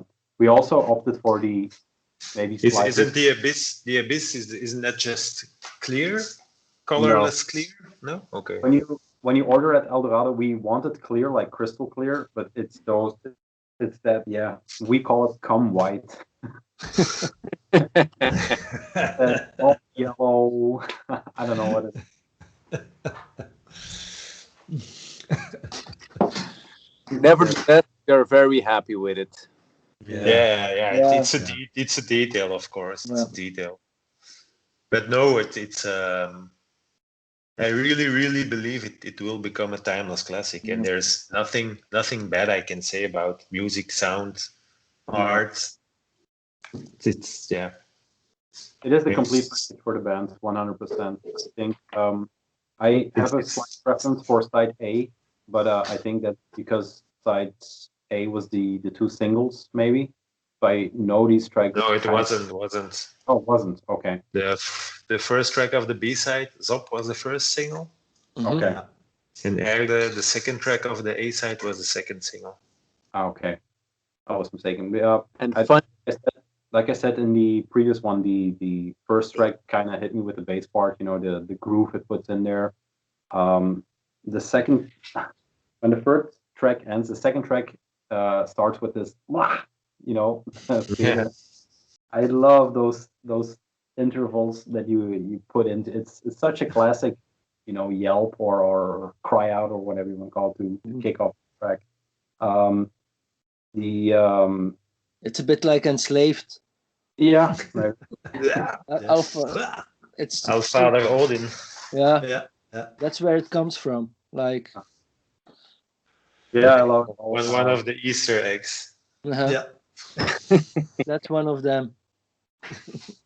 I think everything about it, the production. I mean, the bell sound alone on the first track, which is the longest track, but just the way the bell cuts through the entire, and there's a lot going on all the track, but just gives it this, it sets the pace for the entire track. The makes the groove, but the bell just kind of reins it in, which is, I mean, it's insane. I know we're blowing smoke up your ass, but you deserve it in this case.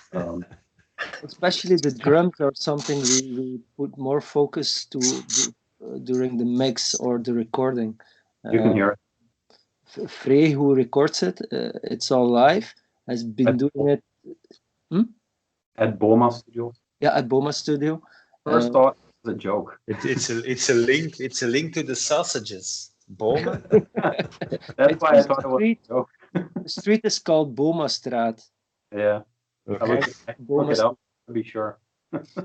And we start working with him since the split with Dio Sima. So he knows us a lot, and every time we record there, although it's done in such a limited time, we arrive, we have a beer, put out the gear, and rehearse a bit, and then just start playing. And often he already records when we are rehearsing the sound, and every time he tries to make something better. And now I remember from Lede, like I really like the sound, but I thought the drums were a bit blurry, and that was something to work on for this album. And I think he did really well, because now Nick, his drumming and stuff is really perfect, I think. Well, the drummer is here, to be honest. Maybe he can tell something. This drummer. He's been sitting here since the hour and a half. There's someone there. Yeah. Congratulations on your bell sound. All right. The second track is called Erde, the shortest track. It's kind of a repetitive track. When I first heard it, I thought it's too much repetition, but it's so short that it's upon. Yeah, you keep listening to it, and it just makes sense because it's such a short track that the repetition just kills you in the end. It's just on and on and on. It just makes this track. Is that the track you played live in Lille? Yeah. With Turia? Yeah. Yep. I remember watching Nick in the back, and he was the whole time was like, "Oh my God!" That's why I remember, because the sound, the guitar and bass sound was so blurry there that I couldn't really make a lot of it, so I just watched Nick. Yeah, it's a very unrelenting song. It hits you like that, and it just doesn't let go. It's a pretty hefty song to play. Also, it's a hard one to play because it's very aggressive. The end of Vier it reminds me a lot of the Tolle EP from Witch Trail. Has a lot of these riffs that start going and just they go like everywhere, and that the end reminds me of those type of Jeffrey riffs. It's pretty wavy. It's very landscapey. You know, it flows along. Maybe I understand what you're saying. Yeah. Maybe it's the wave influence, because I know it's the wave influence. Are very very wave-minded. On the work of Graaf and Hedenvert. When we were composing, that was what was in our minds or playing during the breaks. And knowing these bands are influenced by wave, and Jeffrey also, it makes sense. It was the perfect moment to put something like that in the song. Yeah. I've written down that live it would be amazing to see that. I envy that you saw it live already. Yeah, the second track aired, and I really couldn't make something of the bass or guitar part. So I'm really curious to see. I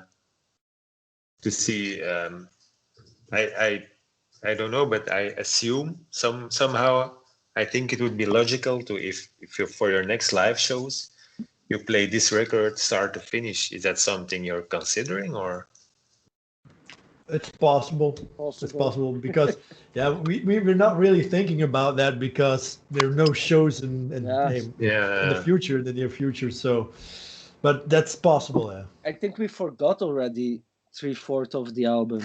So long ago. At least I will really have to study the lyrics or listen to the music to remember what I sang. Yes. Well, at least the other two guys still come together every week, but we didn't play for, I think, almost a half a year. We didn't rehearse, so well. Times after I was taking a piss. But we play the songs about maybe every 2 weeks or almost every week, so we haven't forgotten them. So don't worry.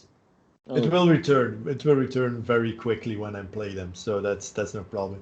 One thing I think is very interesting as a band, what we do is like, if we record an album, we record the music in, I think, 4 hours, something like that, and that's it. That's it. I used to play in bands that did overdubs and then 5, 6, 7 days in studio, and after day 2 you get pretty bored because you have nothing to do. I think this way of recording is the most honest one, the most real one, the most suiting for the style that we play. It's the only way I think we can record an album anymore. I don't think you can put us for more than 2 days in the studio. And it's the way Just wouldn't work. I remember you were going into the studio on Saturday morning, and then on Sunday evening, like 5 a.m. or 6 a.m. It was like, okay, we recorded the whole album. So, Yeah. And it's luxury. We spent more hours outside drinking Yeah. after the recording the same night than the actual recording. Yeah, we already discussed where we're going to eat at the evening, which restaurant we're going to pick. That's where our focus lies when we're recording something. but whatever works. Yeah, that's it. Whatever works. That's really it. But I think also because we've played together for a long time, well, 15 years, something like that. Mm. You get used to each other. You know how to play together. You feel each other. We also rehearse the songs a lot, so we never go into a studio unprepared. So I think that's why it's a question that comes up a lot. We have the steady lineup, but I think it's because all getting around 40. I play with Nigga for 25 years now together in bands, and those two sitting on the other side, best friends as well. So I can't imagine that we would go on with someone stepping out of the band. So yeah, it would be impossible, I guess. Quite a long time. Yeah. That's good to hear, I guess. How do you feel about the album? Looking back at it now, do you think like, oh, this is the perfect album, or oh, we should have done this differently or that differently, or? I think that this might be the most complete album. The Spin Solving had a bit of fillers with the demo and the EP. Morende is for me also a very full length. Lede had maybe the filler of the SHRR, but this one we were very proud on because from the beginning till the end, we were just saying it shortly before the interview. We listen to it in the car or at home, and we have to say, it's well done. Yeah. We're pretty proud of it. And we chose when we were talking about releasing the first single, we said, okay, we'll take this up because it's our key song. And if people say, this is quite mid-tempo or punk or I don't know, whatever, it's catchy. As a second single, we'll take Erde, which might be our most annoying song with, I think, 18 times the first riff, 4 times, then 12 times again, very repetitive. And then we see that the reviews are very good and people seem to like the most the 2 songs that haven't been released yet. Mm-hmm. So that feels very, very good. Yeah. They went through those 2 more weirder songs, and they seem to like the first and the last song the most, which I think might be the best on the album as well.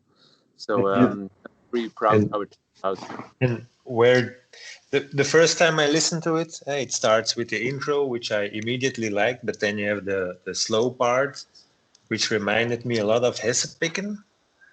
And I got the feeling, oh, this might be the album, which kind of compilates all the previous work.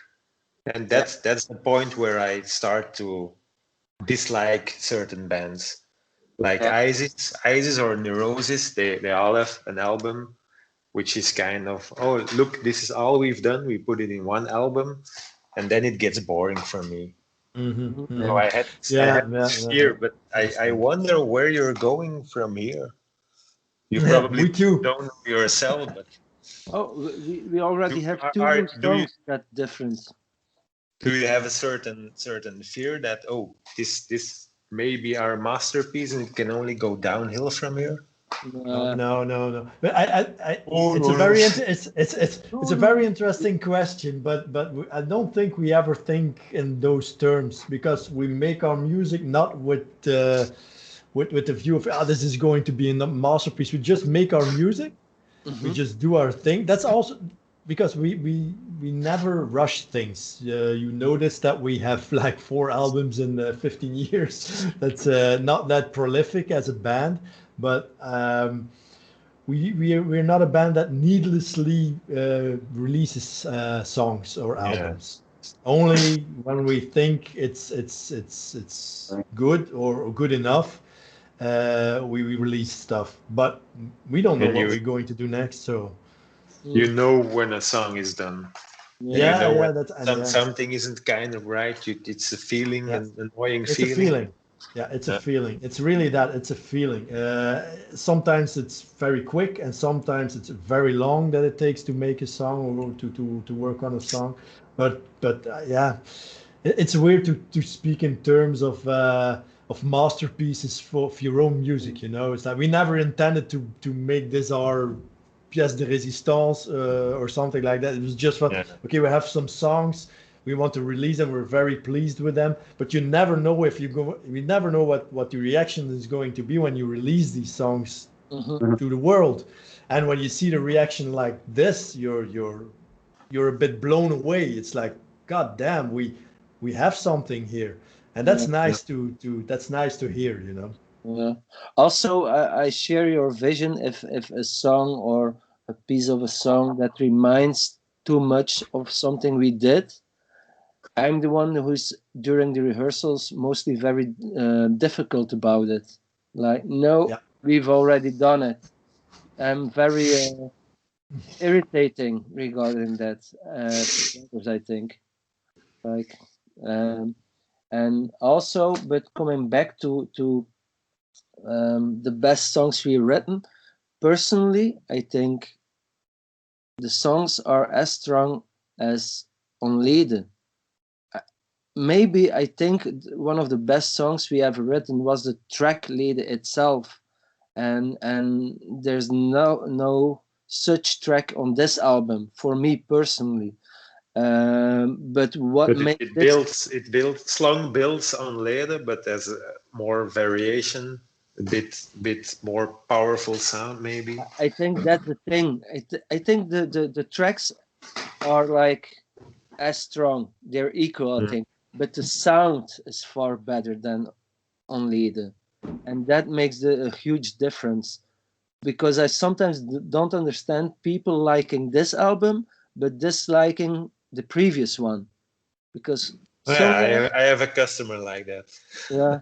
Song-wise, He me, thought Lede was a bit boring somehow. He can't really explain it, but he says it himself. I can't really explain why, but it sounds a bit stale or boring. Yeah. Keeping it positive, I think Slonk, the 4 tracks are. Lede is more of a total package. All the tracks, I'm not saying they gel or they all flew into each other, but I think on Slonk, each track has its own personal or his own sound or his own story, because like the first track is the groovy intro track. The second one kind of brings let's see, it's the shortest track, so it kind of brings that repetition. The third track kind of reins it in, and it keeps the tempo down a bit. And I think the 4th track is maybe the most black metal track you ever have written, because there are no other influences. It's just black metal. There's no. The 4th track. The 4th track gives me the feeling I had as a 16-year-old when listening to Emperor or something like that. The music that takes you and so, whoa! That feeling, I get that from Trok. Yeah, it's very, very rare to get that feeling nowadays. There's no polishing on the track. There's no samples or nothing. It's like bread and butter. That's it. You get what you get.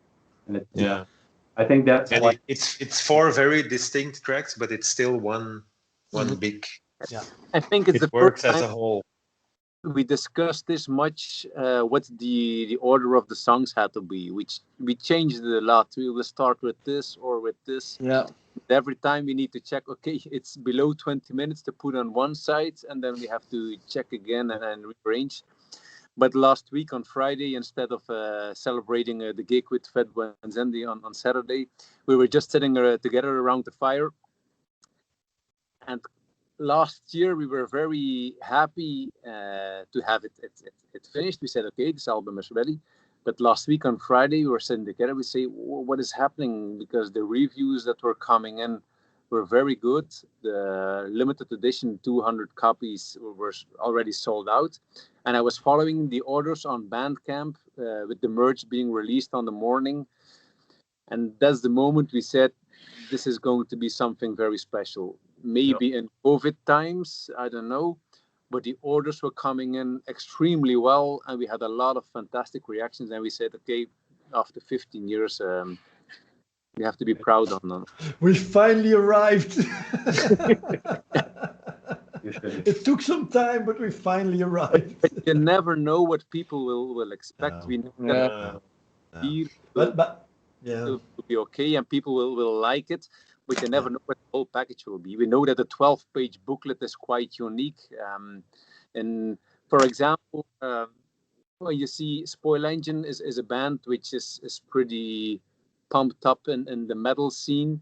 I know the guys a bit. They released an album last year. It costs €26.99. It has the cardboard and the vinyl.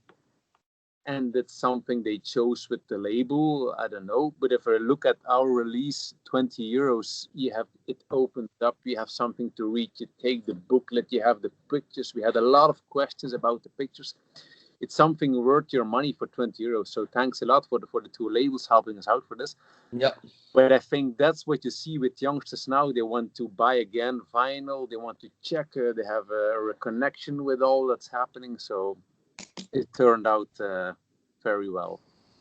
Yeah, it's also very interesting. I always like people telling us how they feel when they hear our music, when they see the artwork, what that does to them. It's always very interesting because, when you write that music and when you play it a lot, it has a totally different meaning for us than for the people who are listening to it. But it's always very interesting to hear what people get out of it, how they feel about it, how they appreciate it or not appreciate, because we all also had some people telling us right into our face that they don't like it.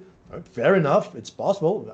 I don't care, but it's very interesting to hear what it does to people. It's a different angle. We look from the outside to the music, and you look from the inside to the music. Right. We have reached the 2-hour mark, and I won't be the guy who keeps you here for 3 hours. So I've written 2 questions for myself, what's out of different interviews, and I will condense it down to 2. Talked in the Welcome to the AA, Peter, you talked about the band Ancient and saw them live, and you said it was hilarious, but there was no anecdotes. What was hilarious about them? We have a broken string. You have to know we are huge fans of the Trolltar Mini, the Svartalvheim album, and then they released the Canyon Chronicle, which back then we think it was okay. It was a good album. The video clip Lilith's Embrace was hilarious, along with the Hecade Enthroned video clip. And then they played in the front line. Yeah. And the singer was wearing the crown. I was there. You were there, Jeroen? Yeah. Was there too? Yeah. But do you know the front line? Do you know the place of front line? Because that's very important. It's as big as a shoebox. But we were waiting for the Canyon Chronicle songs, but they didn't bring a keyboard player. They didn't bring a second guitar player. There was no female singer. There were no special costumes. There were just 3 people. And Rick, there were special costumes. Yeah, they had the spikes. But then after the second or the third song, he stops and the string was broken, and then he said through the mic, "We have a broken string."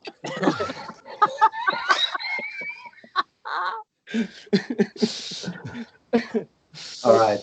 They were try to be as evil as possible, but they already broke that atmosphere during the sound check because the drummer was doing stupid, sitting there in his boxer short. But also, you know, the front line, it's very small, but they behaved like in a huge venue. And I never understood when singers, when they spoke to the audience, that they kept the screaming voice. I never understood, especially when the string is broken. Like, Say nothing, man. Yeah, you It's a have to story. tell. It's a You have story in the thing. You had to be there. Yeah. You had to be there. The one I If- remember, we if a saw. singer like that brings a very earthy message, like, "Oh, our string is broken," the whole image you create as a band is It happens even to you. Whoa. even to. but And then the I second don't think if you 1 meter from someone and you see the snapping of the string that you need an explanation like we have broken string. It was so obvious. Like, just shut up and replace the string. But that's also a good thing about you guys. If you're on stage, you're on stage as the people who you are. Yeah. Yeah. No strings attached, no show, no costumes, no nothing. Just we're here. Here's our music. Bam, in your face. Yeah. And I Every can't now stop and my then- fist from going like this. Every now and then I think about when we were asked to replace what were they called with Deaf Heaven? Mirkur. Mercure. Mirkur. We were playing on Monday. I think on Sunday we had a phone call if we could replace Mirkur in the Ancienne Belgique with Deaf Heaven. So it was not an obvious question.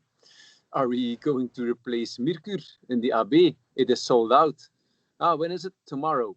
But you have to know we were not that well prepared. And we came in. I came from work and I came there. Me too. Where's Nick? He's to key music after cymbal stands because we missed two. We were on stage and I think I need to relive this moment. We were on this huge Ancienne Belgique stage. I was standing there. My cable was too short. So the stage was too big. I think that I needed to replace new strings. Yeah. Yeah. I bought those strings for you. And had to take through. We were standing there, and then we decided we'll just put everything together around the drum kit, very close. And there were a few other problems on stage, which seemed to be weren't that professional. It was like a huge stage, a huge empty stage with a condensed band in the middle. We forgot the intro at home.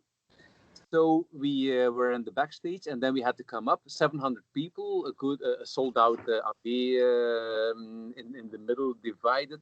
Yeah, the box. We came on No, stage. the big, we the big intro. It was you say it in English, mouse still. you could hear a needle drop. You could hear a needle We came drop. on stage. We took our instrument, and the first thing our drummer did was open a can of beer just under the overhead micro.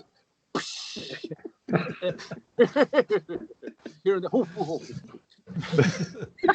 Well, and then we But it started. was a good show. It was a very good show. It was a very good show. It was a very good show. That's how well prepared we were to play with Deaf Heaven on a. yeah. But the opening of the can of beer just under the overhead mic for the whole AB was. I also remember when in the restaurant we were talking about music with the guys from Deaf Heaven, and one of them did no battery.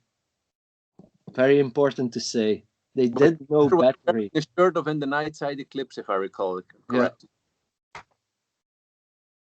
They were young guys. They were young guys.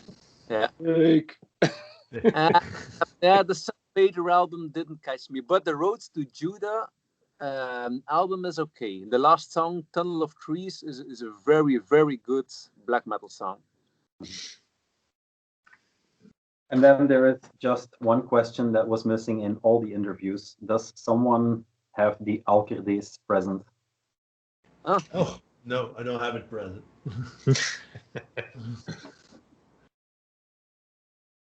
If your filter is blocking it out, you. Yeah. Oh. Wait. You're censored, Beta. It's gonna be. There it is.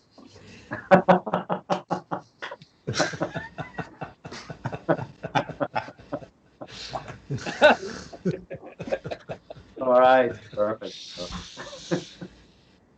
Yeah, the main message is don't take yourself too fucking serious. That's why I love Alkerdeel like this. Luckily, That's the whole. Yeah. luckily it sold out quickly, and we're out of costs.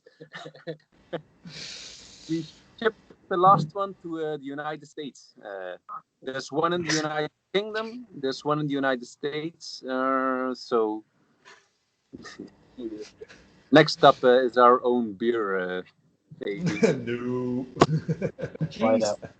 That's a bit cliche nowadays, though. Yeah, that's a bit cliche indeed. But it's the reason why we made the Alkerdeel, because so many people were asking us to release our own beer. And then on one evening we said to let's make our own dildo. The week after they were there. Yeah, Okay. to round up, normally with these episodes, me and you will ramble off the things we've been listening to, since we are listening to Alkerdeel for about, I don't know, 2 weeks straight now. Maybe you guys can offer a old and a new album, something influential for the band, and something you've been listening to this week, maybe, or in the last month, just quickly, so viewers have something to, listen to. Beta. For the moment, I'm listening to Eternal Champion, which is a pretty good album. Yes. It's a pretty good album. Influences for me, that's Old Iron Maiden and Bad Blood Zen. So that's my influences. There. Steve Harris all the way. All right. But I love the Eternal Champion. We champion it. No pun. Yeah. Record. Very much. I put it on a few times, and Leslie doesn't really like it. And I said, "Yeah, you're growing to hum along in a few days." So Yep. it's like that. It's That kind of record. inevitable. She doesn't like it, but 2 days she will be humming it in the shower. Those, just has those lines that creep into your head. I'm recreating the cover also. The cover image. All right. She also said, "I don't think it's music for breakfast." So maybe it's not ideally to put on at 8:00 in the morning. Yeah. Have the right cereal and it fits like. Yeah. Anyone else? I've been listening a lot in loop to a band from the US called, I don't know how to pronounce, Kestrel. And it's a demo, Primordial Remembrance. If anyone knows it? No, I saw you posting it somewhere, and then I open a tab page in my browser, and every now and then I have a lot of open tabs. What is it? So. Yeah. It's a tip I got from Omar from Turia, and it's a very eclectic black metal band. Sometimes it reminds me to Verze, other times it's like Peste Noire, but Folkvuk Folies, Ballade contre l'ennemi Francoeur period, only that period.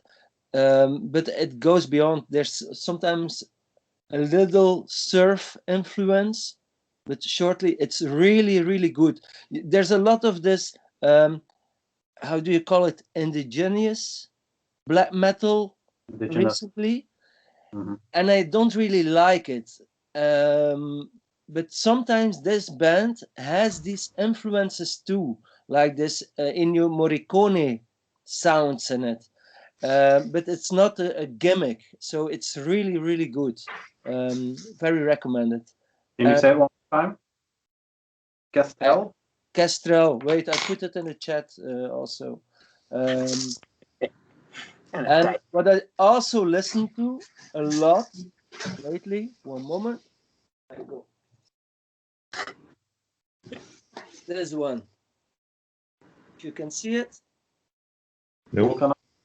Yeah, the Vulcanas box. It's yeah. this band and all his projects, Wagner Odegaard, or especially, which one is that? Carnila Pacte. is amazing. Carnila Pacte. It's like some, I don't know, 70s psychedelic music.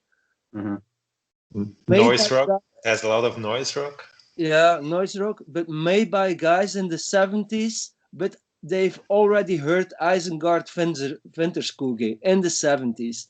And some Indian influences. Time travelers. Really, really good. All right. You have something? But I mostly listen to music while running. I run a lot, and most of the time I listen to Occulta because it has this brilliant drive.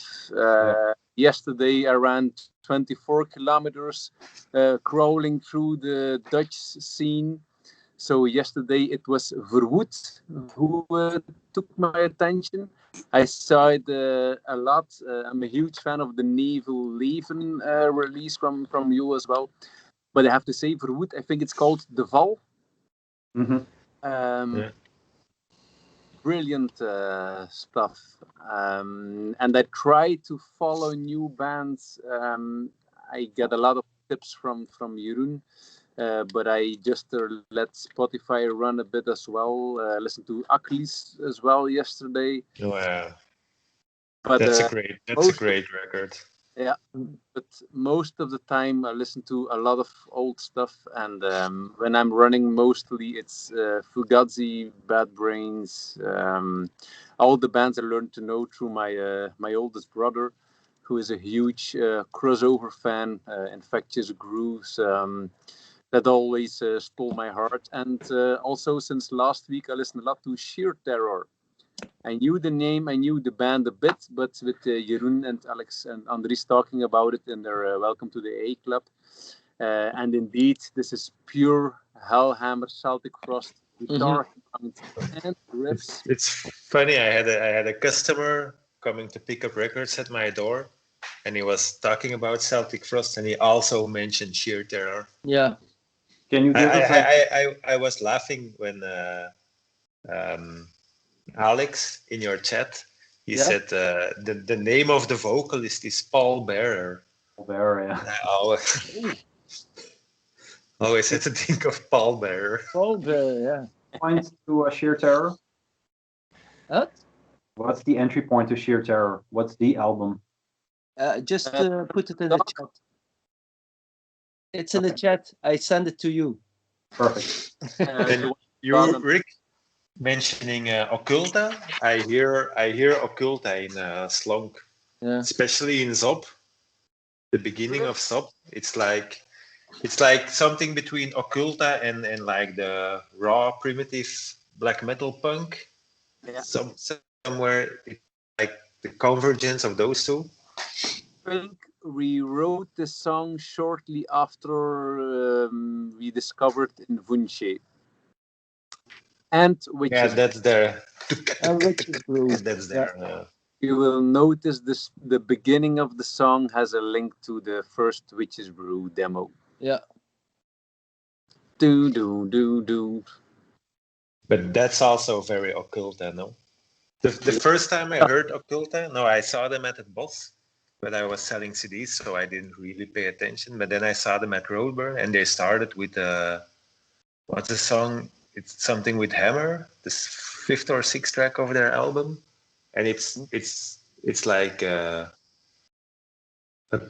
parody of Celtic Frost, And that I was standing there laughing my ass off. But it was such a great gig.